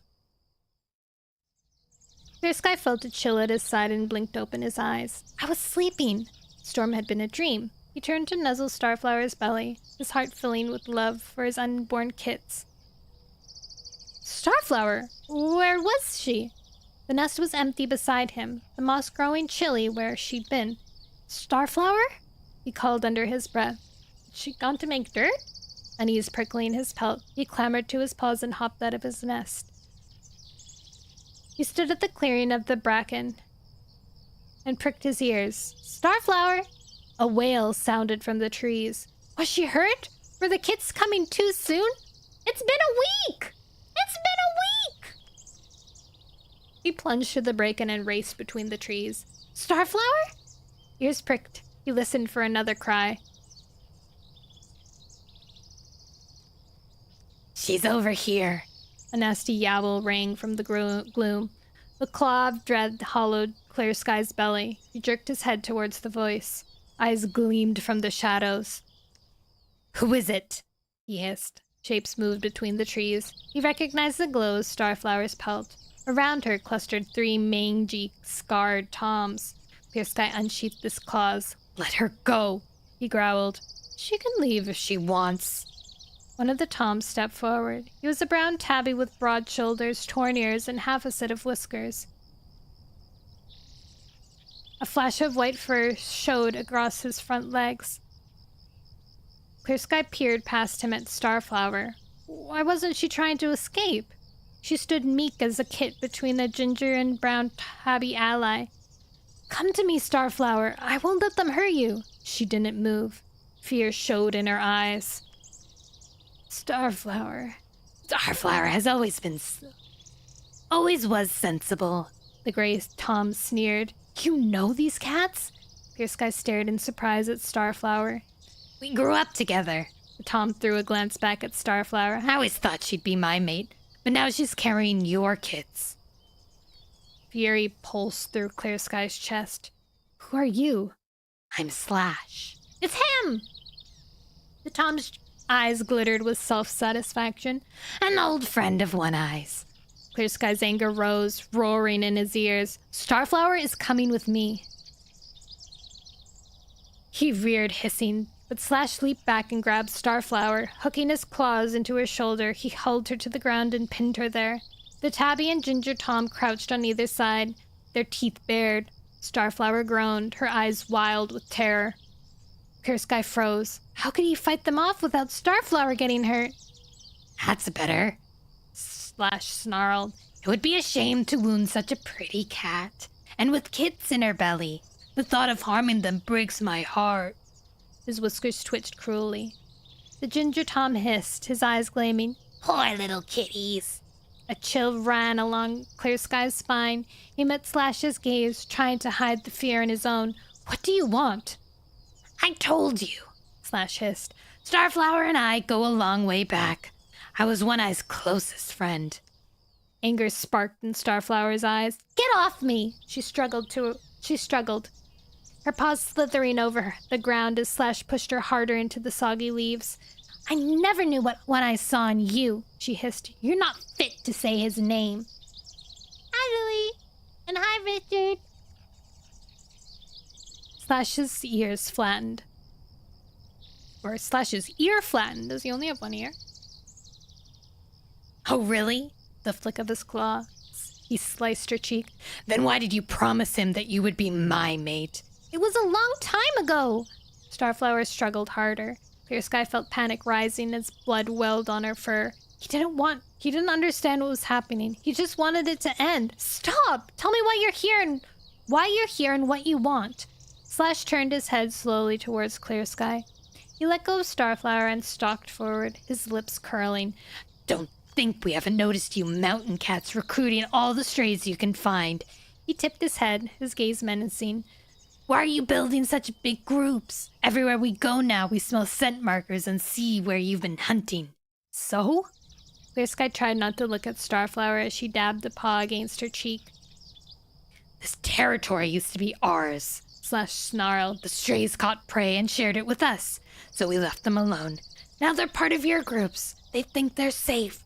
They think they don't need to share their catches with us anymore. He glanced back at the toms. We're getting hungry, aren't we? If you want prey, take prey, Clear Sky growled. There's enough food in the forest to feed 3 extra mounts. But we're not just 3 extra mounts. Slash's eyes narrowed to slits. There are many of us, rogues from the Two-Leg Place, rogues from beyond the pines and the river. We're more than you could ever imagine. And why have we never seen you before? Fear wormed in Clear Sky's belly. You never had to. Slash snarled. We only had to wander to the edge of this land to collect enough prey. The strays who lived here knew how to keep us happy. They'd lay out fresh kill for us to find. They'd leave the borders unhunted. There was no need to come looking for food here. But the strays hunt for you now, and we go hungry. Why can't you guys just hunt yourselves, bros? He eyed Clear Sky with menace. Why did you mountain cats have to come and spoil everything? We were hungry, Clear Sky told him. That's not good enough. Slash paced around Starflower, his sharp eyes flickering over her pelt. We need to put things back where they were. We're not leaving, Clear Sky hissed. We're not asking you to leave. Slash paused beside Starflower. Pushing his muzzle close to her injured cheek, he licked the blood from her fur with a long, lingering laugh. Ew. I just want to meet with the leaders of your group so we can discuss how you might share your prey with us, like the strays used to. He glanced up at the sky. The moon was high and bright. Tomorrow night, at this same time, I want to meet all the leaders on the sunning rocks beside the river. Clear Sky stared back at him. What kind of leader would obey these foxhearts? What if they don't agree? Slash's tail flicked sharply behind him. I will kill Starflower. He nodded to the tabby tom and patted away between the trees. The tabby grabbed Starflower's scruff between his teeth and dragged her after Slash. The ginger tom followed, snarling at Starflower's tail as her legs kicked in a futile attempt to free herself. Clear Sky's thoughts tumbled over one another. Blood pulsed through his paws. He wanted to run after them and free Starflower, but she might die. So might the kids. He felt sick. The Raken wrestled behind him. He turned, fur brushing, as Quickwater slunk out. Were you watching? He gasped. She nodded, her gaze sharp. Why didn't you help? 2 against 4? Quickwater narrowed her eyes. 3 against 3! Clear Sky hissed. Starflower would have fought beside us. Would she? Quickwater looked unconvinced. It sounded to me like she and Slash were pretty close once. And you remember how she betrayed us for her father. Would she betray us for her father's friend, too? Rage pulsed through Clear Sky. Didn't you see how he hurt her? Could have been part of the act. Blood roared in his ears. Clear Sky lashed out his paw and raked Quickwater's face. Does that feel like an act? He yowled. Quickwater ducked away as blood shone on her muzzle. She glanced at him resentfully. Climb me won't make Starflower loyal. She is loyal! Clear Sky hissed. More loyal than my own kin. Only you believe that. Quickwater rubbed her nose with her paw. Do you really think the other leaders are gonna risk their pelts to save Starflower? No cat will fight those mangy rogues to save a traitor, even if she is carrying your kits. Clear Sky stared at the old she-cat. Where was her loyalty? Oh, is she old? I gave her a young voice. Didn't you realize these rogues were just threatening Starflower? Weren't just threatening Starflower? They were threatening every cat. He pushed through the break-in, frustration burning in his pelt.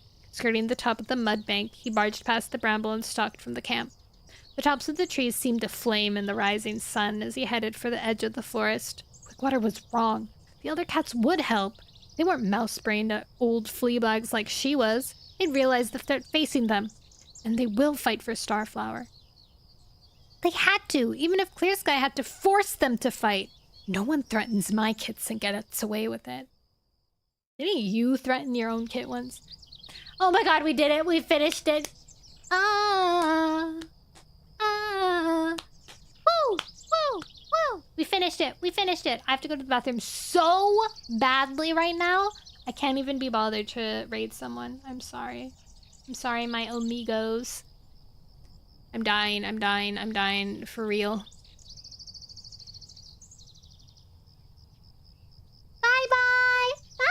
Bye. Bye. Bye. Bye. I'll see you when I see you. I don't know when, but